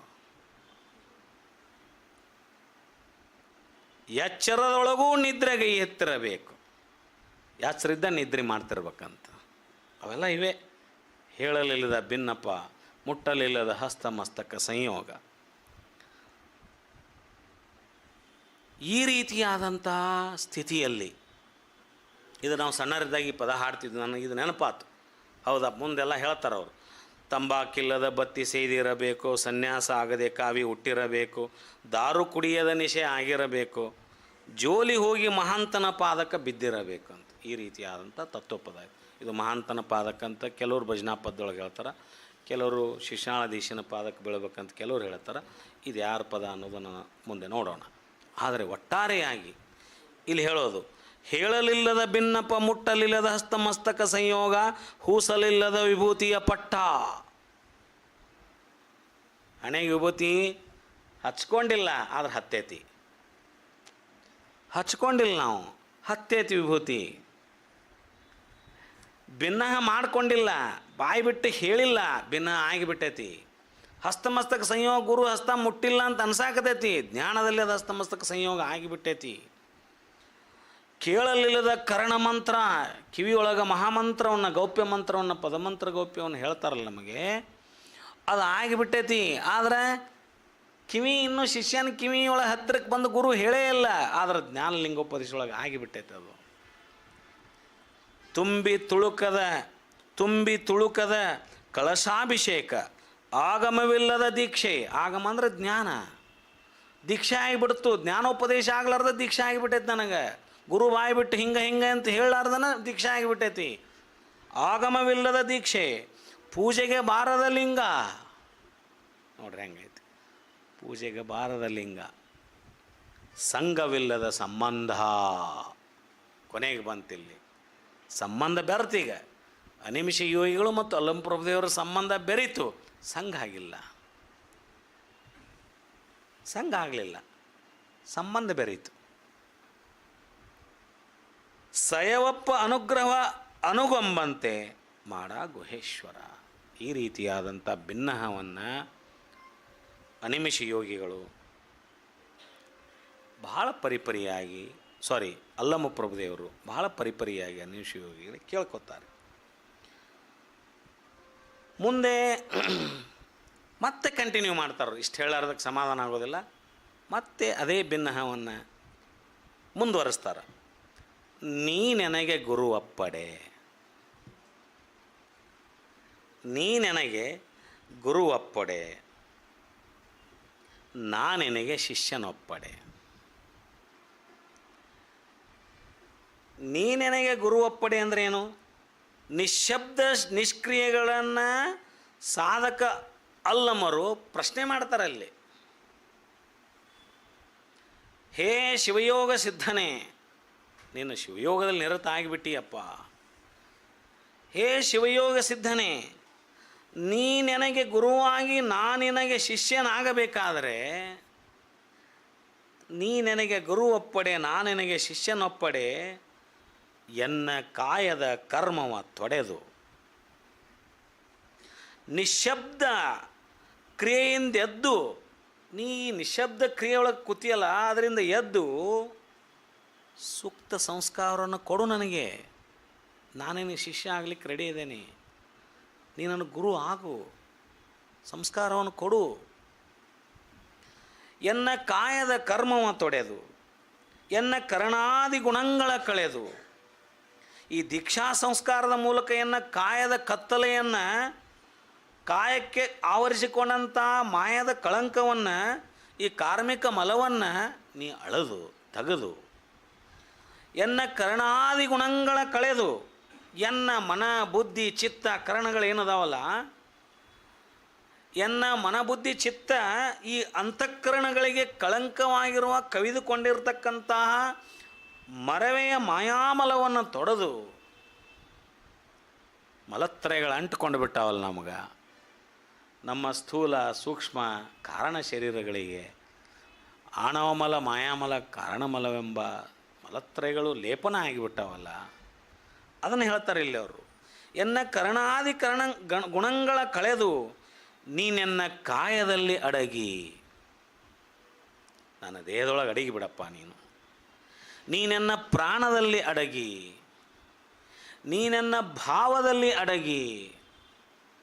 ಎನ್ನ ತನೋ ಮನ ಭಾವ, ಈ ನನ್ನ ಮೂರೂ ಈ ಸ್ಥೂಲ ಸೂಕ್ಷ್ಮ ಕಾರಣ ಶರೀರಗಳು ಈ ತನುಮನ ಭಾವಗಳಲ್ಲಿ ಬೇರೆ ಯಾರೂ ಅಲ್ಲ ಗುರುವೇ, ನೀನೇ ನನ್ನಲ್ಲಿ ಅಡಗಿಕೊಂಡು ಇದ್ದುಕೊಂಡು ನೀನೆನ್ನ ಕರಸ್ಥಲಕ್ಕೆ ಬಂದು ಕಾರುಣ್ಯ ಮಾಡ ಗುಹೇಶ್ವರ. ಈ ಮೂರುದರಲ್ಲಿ ಈ ಮೂರು ತನುಮನ ಈ ಏನು ಸ್ಥೂಲ ಸೂಕ್ಷ್ಮ ಕಾರಣ ಶರೀರಗಳಲ್ಲಿ ನೀನೇ ಅಡಗಿಕೊಂಡು ಅದರ ಮೂರು ಸಮ್ಮಿಲನ ಆಗಿ ಕರಸ್ಥಲಕ್ಕೆ ಇಷ್ಟಲಿಂಗ ರೂಪವಾಗಿ ನನ್ನ ಕರದಲ್ಲಿ ಬಂದು ಕೂಡ್ರಪ್ಪ. ಲಿಂಗವೇ ಪ್ರಾಣ, ಪ್ರಾಣವೇ ಲಿಂಗವಾಗಿ ಚರಿಸಯ್ಯ. ಈ ಲಿಂಗವೇ ಪ್ರಾಣ ಆಗಿ ನೀನೇ ಗುರು, ಮೂರುದರಲ್ಲಿ ನೀನೇ ಬಂದು ಕುಂತು ಕೊನೆಗೆ ಏನು ಮಾಡಂತಂದರೆ ದೇಹ ಮನ ಮತ್ತು ಭಾವ, ಈ ದೇಹ ಮನಭಾವದಲ್ಲಿ ನೀನೇ ತುಂಬಿಕೊಂಡು ಅದರ ರೂಪವಾಗಿ ನೀನು ಇಷ್ಟಲಿಂಗ ರೂಪವಾಗಿ ಬಂದು ನನ್ನ ಕರಸ್ಥಲಕ್ಕೆ ಬಂದುಬಿಟ್ಟೆ ಅಂದ್ರಪ್ಪ, ಮುಗೀತು ನನ್ನ ಜೀವನ ಸಾರ್ಥಕ ಆಯ್ತು ಅಂತ. ನೋಡ್ರಿ ಇಷ್ಟಲಿಂಗದ ಮಹತ್ವ ಎಷ್ಟು ಚೆನ್ನಾಗಿದೆ ಅಂತ. ಇಷ್ಟಲಿಂಗ ಅಂದರೆ ಬೇರೆ ಏನಲ್ಲ, ಅದು ಇಷ್ಟಲಿಂಗ ಇದು ನಮ್ಮ ತನುಮನ ಭಾವಗಳಲ್ಲಿ ಗುರು ಉಪದೇಶ ಮಾಡಿ ನಮ್ಮೆಲ್ಲ ಈ ತನುಮನ ಭಾವಗಳ ಕರ್ಮಗಳನ್ನು ಅಡಗಿಸಿ ಮಲತ್ರಯಗಳನ್ನು ನಿವಾರಣೆ ಮಾಡಿ ಸ್ವಚ್ಛಗೊಳಿಸಿ ನಿರ್ಭಾವ ಮಾಡಿ ನಿರ್ಮನ ಮಾಡಿ. ನೋಡ್ರಿ ತನುವಿನಲ್ಲಿ ನಿರ್ಮೋಹ ಮಾಡೋದು. ಶರೀರ ಬೇಕು, ಆ ತನುವಿನಲ್ಲಿ ಮೋಹ ಇರಬಾರ್ದು. ಆ ಮೋಹವನ್ನು ಅಳೆದು ಹಾಕೋದು, ಅದನ್ನು ಮೋಹವನ್ನು ಅಳೆದು ಹಾಕೋದು ಯಾರು ಅಂದರೆ ಗುರು ಮಾಡ್ತಾನೆ ಅಂತ. ಮನದಲ್ಲಿ ನಿರಹಂಕಾರ. ನೋಡ್ರಿ ಮನಸ್ಸಂದರೆ ಅದು ಅಹಂಕಾರದಿಂದ ತುಂಬಿ ತುಳ್ಕಾಡ್ತಾಗಿರ್ತಕ್ಕಂಥದ್ದು. ಮನಸ್ಸೇ ಅಹಂಕಾರಕ್ಕೆ ಪ್ರಚೋದನೆ ಕೊಡ್ತಕ್ಕಂಥದ್ದು. ಆ ಮನಸ್ಸು ಮತ್ತು ಅಹಂಕಾರಗಳೇನದಾವಲ್ಲ, ಇವು ಭಾಳ ಜೋಡಿ, ಇವು ಭಾಳ ಫ್ರೆಂಡ್ಸ್. ಇವು ಅಹಂಕಾರ ಬಿಟ್ಟು ಮನಸ್ಸಿಲ್ಲ, ಮನಸ್ಸು ಬಿಟ್ಟು ಅಹಂಕಾರ. ಮನಸ್ಸು ಅಹಂಕಾರದ ಕಡೆನೇ ಎಳಿತಿರ್ತೈತೆ. ಅವು ಅಹಂಕಾರ ಯಾವಾಗ ತೃಪ್ತಿ ಆಗ್ತದೆ, ಅಹಂಕಾರದ ಹಸಿವು ಯಾವಾಗ ಎಳಿತೈತೆ ಅಂದರೆ ಅಹಂಕಾರಕ್ಕೆ ಏನು ಬೇಕಾಗಿಲ್ಲ. ಅದಕ್ಕೊಂದಿಷ್ಟು ಹೊಗಳಿಕೆ ಬೇಕು, ಅದಕ್ಕೆ ಮಾನ ಸನ್ಮಾನಗಳು ಬೇಕು ಅಹಂಕಾರಕ್ಕೆ. ಅದಕ್ಕೆ ಅಹಂಕಾರದ ತೃಪ್ತಿ ಮತ್ತು ಅಹಂಕಾರದ ಹಸಿವು ನೀಗಿಸೋದು ಎದರಿಂದ ನಾವು ಅದಕ್ಕೇನು ಅನ್ನ ನೀರು ಊಟ ಮೃಷ್ಟಾನ್ನ ಭೋಜನ ಕೊಟ್ಟರೆ ಅಹಂಕಾರ ಅದಕ್ಕೆ ನೀಗೋದಿಲ್ಲ. ಅದು ಅಹಂಕಾರಕ್ಕೆ ಬೇಕಾಗಿದ್ದು ಒಂದಿಷ್ಟು ಮಾನ ಮರ್ಯಾದೆ ಸನ್ಮಾನಗಳು. ನೀವು ದೊಡ್ಡವ್ರಿ, ನೀವು ಭಾಳ ದೊಡ್ಡವ್ರಿ, ನೀವು ಇರಲಿಲ್ಲ ಅಂದ್ರೆ ಇದು ಸಾಧ್ಯ ಇದ್ದಿದ್ದಿಲ್ಲ ರೀ, ಬರ್ರಿ ನಿಮಗೊಂದು ಶಾಲ್ ಹಾಕ್ತೇನೆ, ನಿಮಗೆ ಸನ್ಮಾನ ಮಾಡ್ತೇನೆ, ನಿಮ್ಗೆ ತಟ್ಟೆ ಕೊಡ್ತೇನೆ, ನೀವು ಇಲ್ಲಂದ್ರೆ ಇದು ಇಲ್ಲ ಇಲ್ಲರಿ. ಇದು ಅಹಂಕಾರದ ಹಸಿವೆಯನ್ನು ತೃಪ್ತಿಪಡಿಸ್ತಕ್ಕಂಥದ್ದು. ಮನುಷ್ಯ ಅಹಂಕಾರಿಯಾಗಿದ್ದಂದ್ರೆ ಬೇರೆ ಏನು ಬೇಕಾಗಿಲ್ಲ.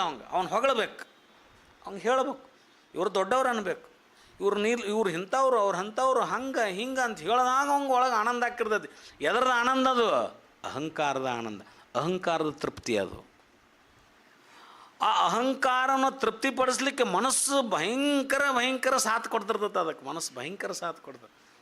ತಗೋ, ಆ ಅಹಂಕಾರದ ಹಸಿವು ಎಂದೂ ತೀರೋದೇ ಇಲ್ಲ. ಅದು ಅಹಂಕಾರದ ಹಸಿವನ್ನು ನಾವು ತೀರಿಸ್ಲಿಕ್ಕೆ ಪ್ರಯತ್ನ ಎಷ್ಟು ಪಟ್ಟರೂ ಕೂಡ ಬೇಕಾದ್ದು ಮಾಡಿರಿ ನೀವು, ಅಹಂಕಾರದ ಹಸಿವು ನೀಗೋದೇ ಇಲ್ಲ. ಕೊನೆಗೆ ಆ ಅಲಗಿಗೆ ಅಂತ ತುಪ್ಪ ಹಚ್ಚಿ ನೆಕ್ಕದಿರ್ತದಲ್ಲ ನಾಯಿ, ಹಂಗೆ ಆ ರುಚಿಯನ್ನು ಉಂಡು ಒಂದಿಷ್ಟು ತನ್ನ ರಕ್ತವನ್ನೇ ತಾನು ಕುಡ್ಕೊಂಡು ಒಂದು ದಿವಸ ಸತ್ತು ಹೋಗ್ತಕ್ಕಂಥ ನಾಯಿ ಪಾಡಾಗ್ತದೆ. ಯಾವ ಮನುಷ್ಯ ಅಹಂಕಾರದ ಬೆನ್ನು ಹತ್ತಿ ಅಹಂಕಾರನ ತೃಪ್ತಿಪಡಿಸ್ಲಿಕ್ಕೆ ಭಾಳ ಪ್ರಯತ್ನ ಮಾಡ್ತಿರ್ತಾನೋ ಆತನ ಬದುಕು ಅದೇ ರೀತಿಯಾಗಿ ಹೋಗುತ್ತೆ. ಶರಣರು ಅದನ್ನು ಭಾಳ ಸ್ಪಷ್ಟವಾಗಿ ನಿರಾಕರಿಸಿಬಿಟ್ರು. ಭಾಳ ನೋಡ್ರಿ, ಹೊಗಳಿಯನ್ನು ಹೊನ್ನ ಶಿವಲಕ್ಕೆ ಕೇರಿಸಿದ್ರೆ ಅನ್ನೋ ಮಾತು ಸುಮ್ಮನೆ ಸಹಜ ಬರುತ್ತಾನೋ ಅದು. ನಾನು ಹೊಗಳಬೇಡ್ರು ಅಂದ್ರೆ ಯಾಕೆ ಹೊಗಳಬೇಡ್ರಿ ಅಂದ್ರೆ ಅವರು ನೋಡ್ರಿ, ಅಕ್ಕಮಾದೇವಿ ಒಂದು ಮಾತು ಹೇಳ್ತಾಳಲ್ರಿ. ಅಕ್ಕಮಾದೇವಿ ಕೊನೆಗೆ ಹೇಳ್ತಾಳಲ್ಲ, ಬೆಟ್ಟದ ಮೇಲೊಂದು ಮನೆ ಮಾಡಿ ಮೃಗಗಳಿಗೆ ಅಂಜಿದ್ರು. ಕೊನೆಯ ಸಾಲ ಬರುತ್ತಲ್ಲ, ಕೊನೆಯ ಸಾಲ ಏನು ಬರುತ್ತೆ ನೋಡ್ರಿ, ಅದು ಕೊನೆಯ ಸಾಲ ಬರೋದೇನಂದರೆ, ಲೋಕದಲ್ಲಿ ಹುಟ್ಟಿದ್ದ ಬರಿತ ಸ್ತುತಿ ನಿಂದೆಗಳು ಬಂದರೆ. ಸ್ತುತಿ ಯಾಕೆ ಸೇರಿಸಿದ್ರಲ್ಲಿ ಹೇಳ್ರಿ ನೀವು? ಮನದಲ್ಲಿ ಕೋಪವ ತಾಳದೆ ನನಗೆ ಸ್ತುತಿ ಬಂದ್ರೆ ಯಾಕೆ ಕೋಪ ಬರ್ತೈತಿ ಅದನ್ನು ಹೇಳ್ರಿ ನೀವು? ಹೊಗಳಿದ್ರೆ ಸಿಟ್ಟು ಯಾಕೆ ಬರ್ತೈತಿ ಅದನ್ನು ಹೇಳ್ರಿ. ಸ್ತುತಿ ನಿಂದೆ ಬರೀ ನಿಂದೆಗಳಂದಿಲ್ಲ ಅವರು.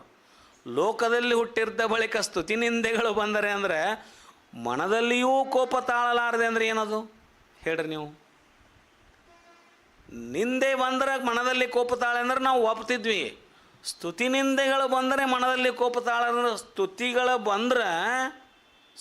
ಬಂದ್ರೆ ಹೊಗಳಿಕೆ ಬಂತಂದ್ರೆ ಹೊಗಳಿಕೆಗೆ ಸಿಟ್ಟಿಗಳಬೇಡ್ರಿ ಅಂತಾರೆ ಅವರು. ಯಾಕೆ? ನಾವೆಲ್ಲ ಹೇಳ್ತಾರೆ ಹೊಗಳಿಕೆಗೆ ಸಿಟ್ಟಿಗಳೋದಿಲ್ಲ, ನಾವು ಖುಷಿ ಪಡ್ತೇವೆ ಅಂತ ನೀವು ಅಂತೇವೆ. ಶರಣರಾದವ್ರು ಸಿಟ್ಟಿಗೆ ಹೇಳ್ತಾರೆ ಹೊಗಳಿಕೆಗೆ. ಯಾಕೆ? ಅವ್ರಿಗೆ ಅಹಂಕಾರ ನಿರಸನ ಮಾಡ್ತಕ್ಕಂಥದ್ದು ಗೊತ್ತಿರ್ತೈತಲ್ಲ. ಇದು ನನಗೆ ಅಲ್ಲಿದು ಇದು ಹೊಗಳಕತ್ತಾನಂದ್ರೆ ಇದು ಬೇರೆ ನಡಿ ಅಂತ ಬೇದ ಕಳಿಸ್ತಾರೆ. ಅರಿವುಳ್ಳವ್ರು ಹಂಗೆ ಹೇಳ್ತಿರ್ತಾರಮ್ಮ. ಅವ್ರಿಗೆ ಬುದ್ಧಿ ಹೇಳಕ್ಕ ಮಾದೇವಿ. ನೀವು ಹೊಗಳಿಕೆ ಬಂದರೂ ಸಿಟ್ಟಿಗೆ ಹೇಳಬೇಡ್ರಿ, ತೆಗಳಿಕೆ ಬಂದರೂ ಸಿಟ್ಟಿಗೆ ಹೇಳಬೇಡ್ರಿ ಅಂತ ಹೇಳ್ದಂಗೆ ಅದು ಎತ್ತರಕ್ಕೆ ಏರಿರ್ಬೋದು ತಾಯಿ ಅಂತ ವಿಚಾರ ಮಾಡಿ ನೀವು. ಮನದಲ್ಲಿಯೂ ಹೊರಗೆ ಕೋಪ ತಾಳೋದಲ್ಲ ನೋಡ್ರಿ. ಕೋಪವ ತಾಳಲಾರದೆ ಅಂದಿಲ್ಲ ಅವರು, ಕೋಪವ ತಾಳರು ಮನದಲ್ಲಿ ಕೋಪವ ತಾಳಲಾರದೆ. ಮನಸ್ಸಿನ್ಯಾಗನೂ ಇನ್ನೊಬ್ಬರ ಮೇಲೆ ನಮಗೆ ಸಿಟ್ಟು ಬರಲಾರ್ದಂಗೆ ಇರ್ತಕ್ಕಂಥ ಸ್ಥಿತಿ. ಸಿಟ್ಟು ಎದಕ್ಕೆ ಬರ್ತೈತಿ ಭಾಳ ಅಂದ್ರೆ ನಮ್ಮನ್ನು ನಿಂದನೆ ಮಾಡಿದರೆ ಸಿಟ್ಟು ಬರ್ತೈತಿ. ನಮ್ಮ ನಿಂದನೆ ಮಾಡಿದರೆ ಸಿಟ್ಟು ಬರ್ತೈತಿ. ಹೊಗಳಿದ್ರೆ ಸಿಟ್ಟು ಬರೋದಿಲ್ಲ. ಹೊಗಳಿದ್ರೂ ಸಿಟ್ಟಿಗೆ ಹೇಳಬೇಡ್ರಿ ಅಂತ ಯಾರಿಗೆ ಹೇಳಿದ್ದದು? ನಿಂದನೆ ಮಾಡಿದ್ರೆ ಸಿಟ್ಟು ಬರ್ತೈತೆ ಅನ್ನೋದು ಎಲ್ಲರಿಗೂ ಅದು. ಹೊಗಳಿದ್ರೂ ಸಿಟ್ಟಿಗೆ ಹೇಳಬೇಡ್ರಿ ಅನ್ನೋದು ಯಾರಿಗೆ? ಅರಿವುಳ್ಳಂಥವ್ರು ನಮಗದು ಬೇಡಪ್ಪ, ಅದನ್ನು ನಮ್ಮ ಸನೇಕ ಬರಬೇಡ್ರಿ, ನೀವು ಹೊಗಳವ್ರನ್ನ ನಾನು ಕಂಡ್ರೆ ನನಗೆ ಆಗೋದೇ ಇಲ್ಲ, ನೀವು ನಡ್ರಿ ಅಂತ ಅವ್ರಿಗೆ ಹೇಳಿದ ಮಾತದು. ಅದಕ್ಕೆ ಎರಡನ್ನೂ ಸರಿಸಮವಾಗಿ ಕಂಡಂಥ ಏಕದೃಷ್ಟಿ ಸಮದೃಷ್ಟಿ ಯಾರಿಗಿತ್ತು ಅಂದ್ರೆ ಅಕ್ಕಮಾದೇವಿ ತಾಯಿಯವರಿಗಿತ್ತು. ಎಷ್ಟು ಅದ್ಭುತವಾದ ಮಾತು. ಹಾಗೆ ಇಲ್ಲಿ ಕಾಯದಲ್ಲಿ ಪ್ರಾಣದಲ್ಲಿ ಭಾವದಲ್ಲಿ ಅಡಗಿ ನೀನನ್ನ ಕರಸ್ಥಲಕ್ಕೆ ಬಂದು ಕಾರುಣ್ಯವ ಮಾಡ, ಕರುಣೆ ತೋರು. ಇಷ್ಟಲಿಂಗ ನಮ್ಮ ಕರಸ್ಥಲಕ್ಕೆ ಬಂದೈತೆ ಅಂದ್ರೆ ಭಗವಂತ ನಮ್ಮ ಮೇಲೆ ಕರುಣೆ ತೋರೇಣ ಅಂತ ಅರ್ಥ. ಈನೆನ್ನ ಕರಸ್ಥಲಕ್ಕೆ ಬಂದು ಕರುಣೆಯ ಮಾಡ ಅಂದ್ರೆ ಏನರ್ಥದು? ಹಂಗಾರೆ ನಮಗೆ ಆಗಲೇ ಇಷ್ಟಲಿಂಗ ನಮ್ಮ ಶರೀರಕ್ಕೆ ನಮ್ಮ ಅಂಗದ ಮೇಲೆ ಧಾರಣೆ ಆಗಿಬಿಟ್ಟೈತಲ್ಲ, ನಮ್ಮ ಕರಸ್ಥಲಕ್ಕೆ ಇಷ್ಟಲಿಂಗ ಬಂದುಬಿಟ್ಟೈತಲ್ಲ, ಹಂಗಾರೆ ಭಗವಂತ ನಮ್ಮ ಮೇಲೆ ಕರುಣೆ ಮಾಡ್ಯಾನ ಅಂತ ತಿಳ್ಕೊರಿ ಫಸ್ಟ್. ಈ ವಚನದ ಪ್ರಕಾರ ಏನು ಬರುತ್ತೆ ಅಂದ್ರೆ ನೋಡ್ರಿ, ನೀನೆನ್ನ ಕರಸ್ಥಲಕ್ಕೆ ಬಂದು ಕರುಣೆಯ ಮಾಡ ಗುಹೇಶ್ವರ ಅಂದ್ರೆ ಏನರ್ಥದು? ನೀ ಬಾ ನನ್ನ ಕರಸ್ಥಲಕ್ಕಂತ ಬಾ. ಇನ್ನೂ ಕರಸ್ಥಲಕ್ಕೆ ಬಂದಿಲ್ಲ, ಇನ್ನೂ ದೀಕ್ಷೆ ಆಗಿಲ್ಲ, ಇನ್ನೂ ಲಿಂಗ ಬಂದಿಲ್ಲ, ಕರಸ್ಥಲಕ್ಕೆ ಬಂದಿಲ್ಲ ಪ್ರಭುದೇವರಿಗೆ. ಇನ್ನೂ ಅನೀಶ್ವ ಯೋಗಿಗಳ ಹತ್ರ ಐತೆ ಅದು ಲಿಂಗ, ಇನ್ನೂ ಅವ್ರ ಹತ್ರನೇ ಐತಿ. ನೀನೆನ್ನ ಕರಸ್ಥಲ ನೀನೇ ಬಂದುಬಿಡಪ್ಪ ಗುರುವೇ, ನನ್ನ ಕಾಯದಲ್ಲಿ ಅಡಗು, ಎನ್ನ ಪ್ರಾಣದಲ್ಲಿ ಅಡಗು, ಎನ್ನ ಭಾವದಲ್ಲಿ ಅಡಗಿ ನಿನ್ನಲ್ಲಿಯವರು ಇಷ್ಟಲಿಂಗವನ್ನು ನಾನು ಕರಸ್ಥಲಕ್ಕೆ ಕೊಟ್ಟು ಬಿಡು, ಮುಗಿದೋತು. ನಾನೇನೋ ಬೇರೆನೇ ಇಲ್ಲ, ಭೇದನೇ ಇಲ್ಲಲ್ಲೇ, ನಿನ್ನ ಹತ್ರ ಇದ್ದೇನೋ ನನ್ನ ಹತ್ರ ಇದ್ರೇನೋ ಅನ್ನುವಂಥ ಒಂದು ವಿಚಾರವನ್ನು ಪ್ರಭುದೇವರಲ್ಲಿ ವ್ಯಕ್ತಪಡಿಸ್ತಾರೆ. ಎಷ್ಟು ಅದ್ಭುತವಾಗಿರ್ತಕ್ಕಂಥ ಸನ್ನಿವೇಶ ಇದೆ ಅಂದರೆ, ಇಷ್ಟು ಹೇಳಿದ್ರೂ ಅನಿಮಿಷ ಯೋಗಿಗಳು ಯಾವುದೇ ಉತ್ತರ ಬರಲಿಲ್ಲ ಅವರಿಂದ. ಅನಿಮಿಷ ದೇವರಿಂದ ಪ್ರಭುದೇವರಿಗೆ ಯಾವುದೇ ಉತ್ತರ ಬರಲಿಲ್ಲ. ಮತ್ತೆ ಹೇಳಕ್ಕೆ ಚಾಲೂ ಮಾಡ್ತಾರೆ. ನೀವು ನಾನು ಏನಂತ ತಿಳ್ಕೊಂಡಿರಿ? ನಾನೇನು ಹೊಸಬ ಅಂತ ತಿಳ್ಕೊಂಡಿರೋ, ಪರಿಚಯ ಇಲ್ದವ ಅಂತ ತಿಳ್ಕೊಂಡಿರೋ, ಅಥವಾ ನಿಮಗೇನು ಸಂಬಂಧ ಇಲ್ಲ ಅಂತ ತಿಳ್ಕೊಂಡಿರೋ? ಯಾಕೆ ನೀವು ನಮ್ಮನ್ನು ಮಾತಾಡ್ಸ್ಲಾರ್ದಂಗೆ ಕುಂತಿರಪ್ಪ? ಯಾಕೆ ನಾ ಇಷ್ಟು ಹೇಳಿದ್ರು ನಮ್ಮನ್ನು ಹೊಳ್ಳಿ ನೋಡವಲ್ರಿ? ನಾವು ನಿಮಗೇನು ಅಲ್ಲನ? ನಾವೇನು ನಿಮಗೇನು ಸಂಬಂಧ ಇಲ್ಲನ ಅಂತ ನಾವು ಲೌಕಿಕವಾಗಿ ಪ್ರಶ್ನೆ ಮಾಡೋದಿಲ್ಲ. ಹಾಗಿಲ್ಲ, ಆಧ್ಯಾತ್ಮಿಕ ಪ್ರಶ್ನೆ ಬರುತ್ತಿಲ್ಲ. ಅದಕ್ಕೆ ಅವ್ರು ಹೇಳ್ತಾರಲ್ಲಿ, ಆದಿಯಿಂದ ತತ್ತಲೆನಗೆ ನೀನೇ ಗುರುವಯ್ಯ. ಈಗ ಕೇಳಿಲ್ಲ ಅಂತಾರೆ ಅವರು. ಇಷ್ಟಾದ್ರೂ ನಮ್ಮ ಕಡೆ ಸ್ಪಂದಿಸುವಲ್ಲ ದೇವರೇ, ಗುರುವೇ. ಅದಕ್ಕೆ ನಾ ಏನು ಅನ್ನೋದು ನಿಮ್ಗೆ ಹೇಳಾಕ್ತೇನೆ, ನೀ ನಮ್ಗೆ ಏನು ಸಂಬಂಧ ಅನ್ನೋದು ಹೇಳಾಕ್ತೇನೆ. ಆದಿಯಿಂದ ತತ್ತಲೆನಗೆ ನೀನೇ ಗುರುವಯ್ಯ, ಅನಾದಿಯಿಂದ ತತ್ತಲೆನಗೆ ನೀನೇ ಗುರುವಯ್ಯ. ಆದಿಯಲ್ಲೂ ಗುರು ನೀನೇ ನನಗೆ, ಅನಾದಿಯಲ್ಲೂ ಗುರು ನೀನೇ ನನಗೆ. ಮುಂದೆ ಎರಡು ನಾಮ ಹುಟ್ಟದ ಮುನ್ನ ನಿಮಗೆ ನಾನು ಶಿಷ್ಯನಯ್ಯ. ಎರಡು ನಾಮ ಹುಟ್ಟದ ಮುನ್ನ ನಿಮಗೆ ನಾನು ಶಿಷ್ಯನಯ್ಯ ಅಂದರೆ ಏನು? ಅಂಗ ಮತ್ತು ಲಿಂಗ ಅಂತಕ್ಕಂಥ ನಾಮ ಹುಟ್ಟೋಕ್ಕಿಂತ ಮುಂಚೆ ನೀವು ಒಂದಾಗಿದ್ರಲ್ಲ, ಎರಡು ನಾಮ ಬಂದು ಅಲ್ಲ, ಹೆಸರು ಬಂದು ಅಲ್ಲ, ಅಂಗ ಲಿಂಗ ಅಂತ ಎರಡು ಹೆಸರಾದವಲ್ಲ ಇಲ್ಲಿ. ಇವು ಅಂಗ ಲಿಂಗ ಅನ್ನೋ ಭೇದ ಅದು ಹುಟ್ಟೋಕ್ಕಿಂತ ಭಿನ್ನ ಆಗೋಕ್ಕಿಂತ ಮುಂಚೆನೇ ಏಕಾಗಿತ್ತಲ್ಲ, ಒಂದಾಗಿತ್ತಲ್ಲ. ನೋಡ್ರಿ, ಎರಡು ನಾಮ ಹುಟ್ಟದ ಮುನ್ನ ನಿಮಗೆ ನಾನು ಶಿಷ್ಯನಯ್ಯ. ಎನ್ನ ಭಾವ ಕಾಯದೊಳಗೆ ಭ್ರಮೆಯ ಕಳೆದು, ಎನ್ನ ಜ್ಞಾನ ಕಾಯದೊಳಗೆ ಮರಹ ಕಳೆದು, ಎನ್ನೊಳಗೆ ತಿಳಿವಿನ ಬಗೆಯ ತೋರುತ್ತಾ ಹೊರಗೆ ನುಡಿಯದಂತಿರ್ದಡೆ. ನೋಡು,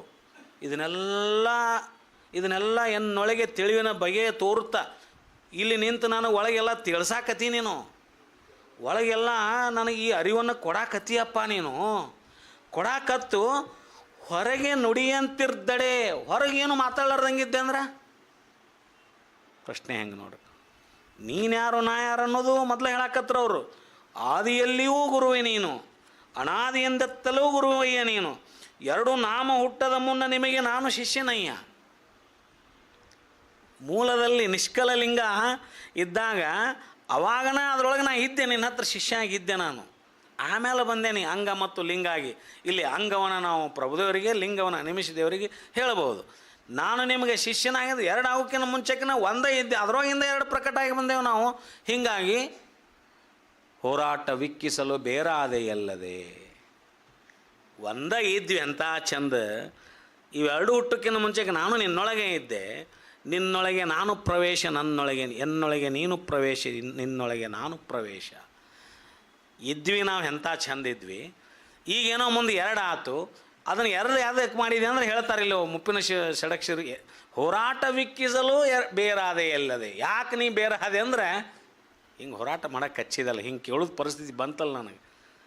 ಇಷ್ಟೆಲ್ಲ ನಾ ಇದ್ದರೂ ಕೂಡ ಇನ್ನೂ ನಾನು ಹೊಳ್ಳೆ ನೋಡುವಲ್ಲ, ಮತ್ತು ನನಗೆ ಈ ಸಂಘರ್ಷಕ್ಕೆ ಹಚ್ಚಿಬಿಟ್ಟಿಯಲ್ಲಪ್ಪ. ಹೋರಾಟ ವಿಕ್ಕಿಸಲು ಬೇರಾದೆ ಎಲ್ಲದೆ ಬೇರುಂಟೆ ಜಗದೊಳಗೆ ಎಲೆಲೆ ಲಿಂಗ. ನೋಡ್ರಿ, ಈ ಜಗದೊಳಗೆ ನಾನು ನೀನು ಅಂತಕ್ಕಂಥ ಬೇರೆ ಐತೇನೋ. ಆರು ಅರಿಯರು ನೀನು ಬೇರಾದ ಪರಿಗಳನ್ನು. ನೀ ಬೇರೆ ಆದದ್ದು ಯಾರಿಗೆ, ಈ ಜಗತ್ತಿಗೆ ಯಾರಿಗೆ ಗೊತ್ತಾಗದೈತಿ? ನೀ ಹೆಂಗೆ ಬೇರೆ ಆದೆ ಅನ್ನೋದು ಯಾರಿಗೆ ಗೊತ್ತಾಗದೈತಿ? ಮೂಲ ಒಂದೇ ಇದ್ದಿ ನೀನು. ನೀ ಹೆಂಗೆ ಬೇರೆ ಆದೆ ಅನ್ನೋದು ಈ ಜಗತ್ತಿಗೆ ಯಾರಿಗೂ ಗೊತ್ತಾಗೋಲ್ಲ. ಆರು ಅರಿಯರು ನೀನು ಬೇರಾದ ಪರಿಗಳನ್ನು ಮಾರಾರಿ ಶಿವ ಷಡಕ್ಷರಿಲಿಂಗವೇ. ನೀನು ಒಂದೇ ಅಪ್ಪ. ನಮ್ಮನ್ನೆಲ್ಲ ತೊಳಲಾಟಕ್ಕೆ ಹಚ್ಚಿ ನೀನು ಒಂದಿದ್ದಿದ್ದು ಎರಡಾಗಿ, ಅದಕ್ಕೆ ಒಂದೆಂಬೆನೆ ಎರಡಾಗಿತ್ತು. ಒಂದಂತ ತಿಳ್ಕೊಂಡಿದ್ನಿ, ಎರಡು ಹಾಕ್ಕೊಂಡು ಎರಡಂತ ತಿಳ್ಕೊಂಡ್ರೆ ಮತ್ತೆ ಒಂದಾಗದೈತಿ. ಇದೇನು ಅಂತಕ್ಕಂಥ ಸಂದೇಹ ಇಟ್ಕೊಂಡು ಇಲ್ಲಿವ್ರು ಈ ಮಾತನ್ನು ಹೇಳುವ ಹೊತ್ನ್ಯಾಗ, ಎನ್ನ ಕಾಯದೊಳಗಿನ ಮರಹ ಕಳೆದು, ಎನ್ನ ಜ್ಞಾನ ಕಾಯದೊಳಗಿನ ಮರಹ ಕಳೆದು ಅಂದ್ರೆ ಅಜ್ಞಾನದೊಳಗದೇನು ನಾನು. ಎನ್ನ ಜ್ಞಾನ ಕಾಯದ ಅಂದರೆ ಎನ್ನ ಜ್ಞಾನದಲ್ಲಿ ನಾನು ಒಂದೇ ಅಂತಕ್ಕಂಥದ್ದು ತಿಳ್ಕೊಂಡು ಈ ಜಗತ್ತಿಗೆ ಬಂದರೂ ಕೂಡ, ಈ ದೇಹದಲ್ಲಿ ಈ ಬಂದರೂ ಕೂಡ ಈ ಸದ್ಯಕ್ಕದು ಮಾಯಾವಿಲಾಸದಿಂದ ಅದನ್ನು ಜ್ಞಾನ ಏನಾಗತ್ತೆ, ಅಜ್ಞಾನ ಆಗಿಬಿಟ್ಟೈತಿ. ನಾ ಅಜ್ಞಾನದಾಗದೇನಿ. ಆ ಮರು ಐತಿ. ಆ ಮರುವನ್ನು ಕಳೆದು ನನ್ನ ಜ್ಞಾನ ಕಾಯದೊಳಗಿನ ಮರಹ ಕಳೆದು ಎನ್ನೊಳಗೆ ತಿಳಿವಿನ ಬಗೆಯ ತೋರುತ್ತಾ ಹೊರಗೆ ನುಡಿಯಂತಿರ್ದಡೆ ಬಿಡೆನು ನೋಡ ನಿಮ್ಮ ಶ್ರೀಚರಣವ. ಇಷ್ಟೆಲ್ಲ ಇದ್ದುಕೊಂಡು ನೀ ಮೊದಲ ಈ ಎರಡು ಆಗೋಕ್ಕಿಂತ ಮುಂಚೆಕ್ಕೆ ನಾನು ನಿನ್ನ ಶಿಷ್ಯ ಆಗಿದ್ದೆ. ಆದಿಯಲ್ಲೂ ನಾನು ನಿನಗೆ ಶಿಷ್ಯ ಆಗಿದ್ದೆ, ಅನಾದಿಯಲ್ಲೂ ನಾನು ಶಿಷ್ಯ ಆಗಿದ್ದೆ. ಇಷ್ಟೆಲ್ಲ ಇದ್ದು ಎನ್ನ ಭಾವಕಾಯದೊಳಗೆ ಭ್ರಮೆಯ ಕಳೆದು, ನಾ ಏನು ಭ್ರಮಾದಾಗಿದ್ದೆ ಅದನ್ನೆಲ್ಲ ಕಳೆದು, ಎನ್ನ ಜ್ಞಾನದಲ್ಲಿಯ ಮರಹ ಕಳೆದು, ಎನ್ನ ಬಗೆ ತಿಳಿವಿನ ಬಗೆಯ ತೋರುತ್ತಾ ಹೊರಗೆ ನುಡಿಯಂತಿರ್ದಡೆ. ಇದನ್ನೆಲ್ಲ ಮಾಡಾಕತ್ತಿ ನನಗೆ. ನನ್ನ ಭಾವದೊಳಗಿನ ಭ್ರಮೆ ಕಳೆದಿ, ಎನ್ನ ಜ್ಞಾನದ ಒಳಗಿನ ಮರವೇನು ಕಳೆದಿ, ನನಗೆ ಅರಿವಿನ ಬಗೆಯ ತೋರ್ಸಾಕತ್ತಿ. ಎಷ್ಟ ಇದ್ಕೊಂಡು ಎಲ್ಲ ಮಾಡಾಕತ್ತಿ ಇದನ್ನು. ಮತ್ತು ಮ್ಯಾಗ ಮಾತಾಡ್ಲಾರ್ದಂಗೆ ಸುಮ್ಕುಂತಿ. ಹೊರಗೆ ನುಡಿಯದಂತಿರ್ದಡೆ, ಹೊರಗೆ ಮಾತಾಡಾರ್ದ ಕುಂತೆ ಅಂದ್ರೆ ಬಿಡೆನು ನೋಡ ನಿಮ್ಮ ಶ್ರೀಚರಣವ. ನಾ ಬಿಡು ಪೈಕಿ ಅಲ್ಲಪ್ಪ, ನಾನು ಇನ್ನು ಹಿಡ್ಕೊಂಡೆ ಬಿಡ. ನೀ ಎಷ್ಟರ ದೂರ ಸರಿ, ನೀನು ಎಷ್ಟರ ಮಾತಾಡ್ಲಾರ್ದಂಗಿರೋ, ನಾ ಮಾತ್ರ ನಿನ್ನ ಶ್ರೀಚರಣ ಬಿಡೋದಿಲ್ಲ ಅಂತಕ್ಕ. ಮಾಡಿದಡೇ ಅಂತು ಮಹಾಪ್ರಸಾದವೆಂದು ಕೈಗೊಂಬೆ. ನೀವು ಉಪದೇಶ ಮಾಡಿದಿ, ಅದನ್ನು ಮಹಾಪ್ರಸಾದ ಅಂತ ಸ್ವೀಕಾರ ಮಾಡ್ತೇನೆ. ಮಾಡದಿರ್ದು ಅಷ್ಟು ಮೀರಿ ಇನ್ನು ಇಷ್ಟು ಹೇಳಾಕತ್ತೇನೆ ನಾನು. ಅಷ್ಟು ಮೀರಿ ನನಗೆ ಈ ಉಪದೇಶ ಮಾಡದೆ ಹೋದರೆ, ಲಿಂಗ ದೀಕ್ಷೆ ಮಾಡದೆ ಹೋದರೆ, ನನಗೆ ನಿನ್ನ ಶಿಷ್ಯ ಅಂತ ನೀನು ತೆಗೆದುಕೊಳ್ಳದೆ ಹೋದರೆ, ಮಾಡದಿರ್ದಡೆ ನೀವೇ ನಾನಾಗಿ ಮಹಾಪ್ರಸಾದವೆಂದು ಕೈಗೊಂಬೆನು. ಮುಗಿದು ಹೋತಲ್ಲಿಗೆ. ನೀ ಬೇರೆಲ್ಲ, ನಾ ಬೇರೆಲ್ಲ, ನೀ ನನ್ನೊಳಗದಿ, ಮುಗಿದು ಹೋತು, ನನಗೆ ಪ್ರಸಾದ ಸಿಕ್ಕಂಗೆ ಆತು ಅಂತಕ್ಕಂಥ. ಎರಡೂ ನಿಶ್ಚಯ ಮಾಡ್ಕೊಂಡ್ರಿಲ್ಲ ಅವರು, ಎರಡನ್ನೂ ನಿಶ್ಚಯ ಮಾಡ್ಕೊಂಡ್ರಿಲ್ಲ. ಮಾಡಿದಡೆ ಅಂತೂ ಮಹಾಪ್ರಸಾದ ಆಯಿತು. ನ್ಯಾಚುರಲಿ ನೀವು ಆಯ್ತಪ್ಪ ಅಂದ್ರೆ ಆಯಿತು, ಇದು ಮಹಾಪ್ರಸಾದ, ನೀ ನನ್ನ ಗುರು ಶಿಷ್ಯ, ಆಯ್ತಪ್ಪ ಎಲ್ಲ ಸರಿ ಆಯಿತು. ಇಷ್ಟು ಹೇಳಿದ ಮೇಲೂ ನೀ ಮಾಡಲೇ ಇಲ್ಲ ಅಂದ್ರೆ, ಇಷ್ಟು ಹೇಳಿದ ಮೇಲೂ ಮತ್ತು ನೀ ಸುಮ್ಮ ಕುಂತೆ ಅಂದ್ರೆ ಪರಿಹಾರ ಏನಂಗಾರ ಹೇಳಿಬಿಟ್ರು ಅವರು. ಮಾಡಿದಡೆ ಅಂತೂ ಮಹಾಪ್ರಸಾದವೆಂದು ಕೈಗೊಂಬೆ, ಮಾಡದಿರ್ದಡೆ ನೀವೇ ನಾನಾಗಿ. ನಾ ಬೇರೆ ಅಲ್ಲ ನಾ ಯಾರಂದ್ರೆ ಈಗ ಸದ್ಯ ತಕ್ಷಣಕ್ಕೆ ನಾ ಏನು ತಿಳ್ಕೊತೀನಿ ಅಂದ್ರೆ ಈಗ ನಾ ಅಲ್ಲ ನಾ ಅನ್ನೋದೆಲ್ಲ ನೀವ ಅಂತ ತಿಳ್ಕೊತೀನಿ ಅಂದ್ರೆ ಅವ್ರು. ನೀವೇ ನಾನಾಗಿ ಮಹಾಪ್ರಸಾದವೆಂದು ಕೈಗೊಂಬೆನು. ಮುಗಿತಲ್ಲಿಗೆ. ಇಂತೂ ಆವ ತೆರದಿಂದಲಾದರೂ ಹಿಂಗರಾಗಲಿ ಹಂಗರಾಗಲಿ ಆವ ತೆರದಿಂದಲಾದರೂ ಎನ್ನೊಡಲ ನಿಮ್ಮಲ್ಲಿ ಸವೆದು ಪಡೆವೆ ನಿಮ್ಮ ಕರುಣವ. ತಾ ಮಾತಿದು ಮುಂದೆ ಈ ಪ್ರಭುದೇವರು ನಮಗೆ ಸಿಗುವುದಿಲ್ಲ, ತಿಳ್ಕೊಂಬಿಡ್ರಿ ನೀವು. ಅನಿಮಿಷ ಯೋಗಿಗಳ ಜೊತೆ ನಡೀತಕ್ಕಂಥ ಅವರ ಸ್ವಗತದ ಸಂಭಾಷಣೆ ಏನೈತಲ್ಲ, ಒನ್ ಸೈಡ್ ಡೈಲಾಗ್ ಐತೆ ಅದು. ಅನಿಮಿಷಗಳು ಸುಮ್ಮ ಕುಂತಾರೆ. ಈಗ ಅವರನ್ನು ನೋಡಿ ಇವ್ರು ಹೇಳ್ಕೊತ ಬಂದಾರಲ್ಲ, ಈ ಪ್ರಭುದೇವರು ನಮಗೆ ಎಲ್ಲಿ ಇಡೀ ಶೂನ್ಯ ಸಂಪಾದನೆ ಸಿಗೋದಿಲ್ಲ. ಪ್ರಭು ಗರ್ಜನೆ ಮಾಡ್ಕೊತನ ಬರ್ತಾರೆ ಎಲ್ಲ ಕಡೆ. ಪ್ರಭು ಗರ್ಜನೆ ಮಾಡ್ಕೊತನ ಬರ್ತಾರೆ, ಎಲ್ಲರನ್ನೂ ಪರೀಕ್ಷೆ ಮಾಡ್ಕೊತನ ಬರ್ತಾರೆ ಪ್ರಭುದೇವರು ಈ ವ್ಯಕ್ತಿತ್ವವನ್ನು ನಾವು ನೋಡಬೇಕಾಗಿತ್ತಂದ್ರೆ ಅದು ಅನಿಮಿಷ ಯೋಗಿಗಳ ಜೊತೆ ನಿಂತಾಗಿನ ವಚನಗಳನ್ನೇ ಓದಿದಾಗ ಪ್ರಭು ಎಷ್ಟು ವಿನೀತರಾಗಿ ಕೇಳಾಕತ್ತಾರಲ್ಲ ಇಲ್ಲಿ. ಪ್ರಭುದೇವರಲ್ಲಿನೂ ಈ ವಿನಯತೆ ಎಷ್ಟು, ಕಿಂಕರತ್ವ ಎಷ್ಟಿತ್ತು. ಕಿಂಕರತ್ವ ಬೇಕಲ್ಲ. ಬಾಹ್ಯ ಜಗತ್ತಿನಲ್ಲಿ ಪ್ರಭುದೇವರು ಎಲ್ಲರನ್ನೂ ಪರೀಕ್ಷೆ ಮಾಡಲಿಕ್ಕೆ ಸ್ವಲ್ಪ ಎಲ್ಲ ಖಡಕ್ಕಾಗಿ ಎಲ್ಲ ವಚನಗಳು ಪ್ರಶ್ನೆ ಮಾಡ್ತಾ ಅನುಭವ ಮಾಡೋದು ಎಲ್ಲರನ್ನೂ ಅವ್ರು ಬಿಟ್ಟು ಯಾರನ್ನೂ ಬಿಟ್ಟಿಲ್ಲ ಹೇಳ್ಕೊಂತ ಹೋಗ್ಯಾರ. ಆದ್ರಂಗಾರ ಅವರಲ್ಲಿ ಕಿಂಕರತ್ವ ಇದ್ದಿದ್ದಿಲ್ಲನು ಅಂತಂದರೆ ಅತ್ಯಂತ ಕಿಂಕರತ್ವ ಇತ್ತು. ಆ ಕಿಂಕರತ್ವವನ್ನು ನಾವು ಎಲ್ಲಿ ಕಾಣಬೇಕಂದ್ರೆ ಅನಿಮಿಷ ಯೋಗಿಗಳ ಹತ್ರ ಬಂದಾಗ ಅವರನ್ನು ಪರಿಯಾಗಿ ಬೇಡಿಕೊಂಡ ರೀತಿ ನೋಡಿದರೆ ಪ್ರಭು ಕಿಂಕರತ್ವದಲ್ಲಿ ಕಿಂಕರತ್ವರಾಗಿದ್ದರು ಅಂತ. ಪ್ರಭುದೇವರು ಆ ಮಟ್ಟದಲ್ಲಿದ್ದರು, ಒಳಗಂತರಂಗದಲ್ಲಿದ್ದರು. ತೋರೋ ರೀತಿ ಏನು ಬೇಕಾದಿರಲಿ, ಅದು ತೋರುವ ರೀತಿ ಒಳಗೆ ನಮ್ಮ ಕಿಂಕರತ್ವ ಇರದೇ ಹೋಗಿದ್ದರೆ ಸಾಧಿಸ್ಲಿಕ್ಕೆ ಆಗೋದಿಲ್ಲ, ಎತ್ತರ ಮುಟ್ಲಿಕ್ಕೆ ಆಗೋದಿಲ್ಲ. ಆ ಎತ್ತರ ಮುಟ್ಲಿಕ್ಕೆ ಆಗೋದೇ ಇಲ್ಲ. ಆ ಎತ್ತರವನ್ನು ಮುಟ್ಟಬೇಕಾಗಿತ್ತಂದರೆ ಅದೆಲ್ಲವೂ ಒಳಗೆ ತಿಳಿಯಾಗಿರಬೇಕು. ಅದೆಲ್ಲೂ ಒಳಗಡೆ ಅದೆಲ್ಲ ತಿಳಿಯಾಗಿರಬೇಕು, ಭಾಳ ಶುಭ್ರ ಆಗಿರಬೇಕು, ಭಾಳ ಪರಿಶುದ್ಧ ಆಗಿರಬೇಕು. ಆ ಕಿಂಕರತ್ವ ಬಂದಾಗನೇ ಇದು ಸಾಧ್ಯ ಅಂತಕ್ಕಂಥ ಮಾತು. ಎನ್ನೊಡಲ ನಿಮ್ಮಲ್ಲಿ ಸವೆದು ಪಡೆವೆ ನಿಮ್ಮ ಕರುಣವ ಗುಹೇಶ್ವರ, ನಿಮ್ಮ ಇರವಿನ ಪರಿಯಿಂತುಂಟು ನೋಡ. ನಿಮ್ಮ ಇರುವಿನ ಪರಿ ಹಿಂಗೈತಿ ನೋಡು. ನಾ ತಿಳ್ಕೊಂಡು ನಿಮ್ಮ ಇರುವಿನ ಪರಿ ಹಿಂಗೈತಿ, ನಿಮ್ಮನ್ನು ಮಾತ್ರ ನಾ ಬಿಡೋದಿಲ್ಲ ಅಂತಕ್ಕಂತಹ ಒಂದು ದೃಢ ನಿರ್ಧಾರವನ್ನು ಮಾಡಿಕೊಂಡು ಮತ್ತೆ ಆ ಗುರುವಿನಲ್ಲಿ ಪ್ರಭುದೇವರು ಅಭಿನ್ನ ಕ್ರಿಯೆ ನಿಶ್ಚಯಿಸಿದ ಪ್ರಸ್ತಾವ. ಭಿನ್ನ ಅಲ್ಲ, ನಾವು ಇಷ್ಟು ತಿಳ್ಕೊಂಡ್ರಲ್ಲ, ನೀ ಬೇರೆಲ್ಲ ನಾ ಬೇರೆಲ್ಲ ಅಂತಕ್ಕಂತ ತಿಳ್ಕೊಂಡ್ರಲ್ಲ, ಆ ಅಭಿನ್ನ ಕ್ರಿಯೆ ನಿಶ್ಚಯಿಸಿದ ಪ್ರಸ್ತಾವದ ವಚನ. ಜ್ಯೋತಿಯೊಳಗಿರಪ್ಪ ಕರ್ಪೂರಕ್ಕೆ, ಅಪ್ಪುವಿನೊಳಗಿಪ್ಪ ಉಪ್ಪಿಂಗೆ, ಶ್ರೀ ಗುರುವಿನೊಳಗಿಪ್ಪ ಶಿಷ್ಯಂಗೆ ಬೇರೆ ಬೇರೆ ಕ್ರಿಯಾವರ್ತನೆಯುಂಟೆ ಗುಹೇಶ್ವರ ಅಂತ ಕೇಳ್ಕೊಂಡು ಸಮಾಧಾನ ಮಾಡ್ಕೊಂಡ್ಬಿಟ್ರು ಅವರು. ನೋಡ್ರಿ ಇಲ್ಲಿ ಜ್ಯೋತಿಯೊಳಗಿರಪ್ಪ ಕರ್ಪೂರದೊಳಗೆ ಜ್ಯೋತಿ ಐತಿ, ಜ್ಯೋತಿಯೊಳಗೆ ಕರ್ಪೂರ ಐತಿ. ಅದನ್ನು ಬಿಟ್ಟು ಇದಿಲ್ಲ, ಇದನ್ನು ಬಿಟ್ಟು ಕರ್ಪೂರದೊಳಗೆ ಜ್ಯೋತಿ ಐತಿ ಇದ್ರೆ ಅದು ಹತ್ತತಿ, ಇಲ್ಲಾಂದ್ರೆ ಹತ್ತೋದಿಲ್ಲ. ಅದರೊಳಗೆ ಆ ಶಕ್ತಿ ಇರಲಾಂದ್ರೆ ಯಾಕೆ ಹತ್ತತ್ತದು? ಜ್ಯೋತಿಯೊಳಗಿರಪ್ಪ ಕರ್ಪೂರಕ್ಕೆ, ಅಪ್ಪುವಿನೊಳಗಿರಪ್ಪ ಉಪ್ಪಿಂಗೆ. ನೀರೊಳಗೆ ಉಪ್ಪು ಐತಿ, ಮತ್ತು ಆ ಉಪ್ಪು ನೀರೊಳಗೆ ಕರಿಗಿ ಹೋಗ್ಬಿಡ್ತೈತೆ. ಅದು ಆ ನೀರೊಳಗೆ ಹುಟ್ಟಿ ಹೊಳೆ ನೀರೊಳಗೆ ಕರಗ್ತಕ್ಕಂಥ, ಅಲ್ಲೇ ಮರ್ಜ್ ಆಗ್ತಕ್ಕಂಥ ಸ್ವಭಾವ ಹೆಂಗೈತಲ್ಲ, ಹಾಗೆ ಶ್ರೀ ಗುರುವಿನೊಳಗಿಪ್ಪ ಶಿಷ್ಯಂಗೆ. ಶಿಷ್ಯ ಬೇರೆ ಹೊರಗಿಲ್ಲ. ಶಿಷ್ಯ ಹೊರಗಡೆ ಹುಡುಕಿದ್ರೆ ಶಿಷ್ಯ ಇಲ್ಲ ಹೊರಗಡೆ. ಶ್ರೀ ಗುರುವಿನೊಳಗಿಪ್ಪ ಶಿಷ್ಯಂಗೆ. ಶಿಷ್ಯ ಎಲ್ಲಿ ಹುಟ್ಟ್ಯಾನ? ಶ್ರೀ ಗುರುವಿನ ಗರ್ಭದಲ್ಲೇ ಅದಾನವ ಅಂತಾರೆ. ನೀರೊಳಗೆ ಹೆಂಗೆ ಉಪ್ಪು ಹುಟ್ಟೈತಲ್ಲ ಹಂಗೆ ಶಿಷ್ಯ ಗುರುವಿನೊಳಗೆ ಅದಾನ. ಶಿಷ್ಯ ಬೇರೆ ಅಲ್ಲ, ಗುರು ಬೇರೆ ಅಲ್ಲ ಅಂತಕ್ಕಂಥದ್ದಕ್ಕೆ ವಚನ ಇದು.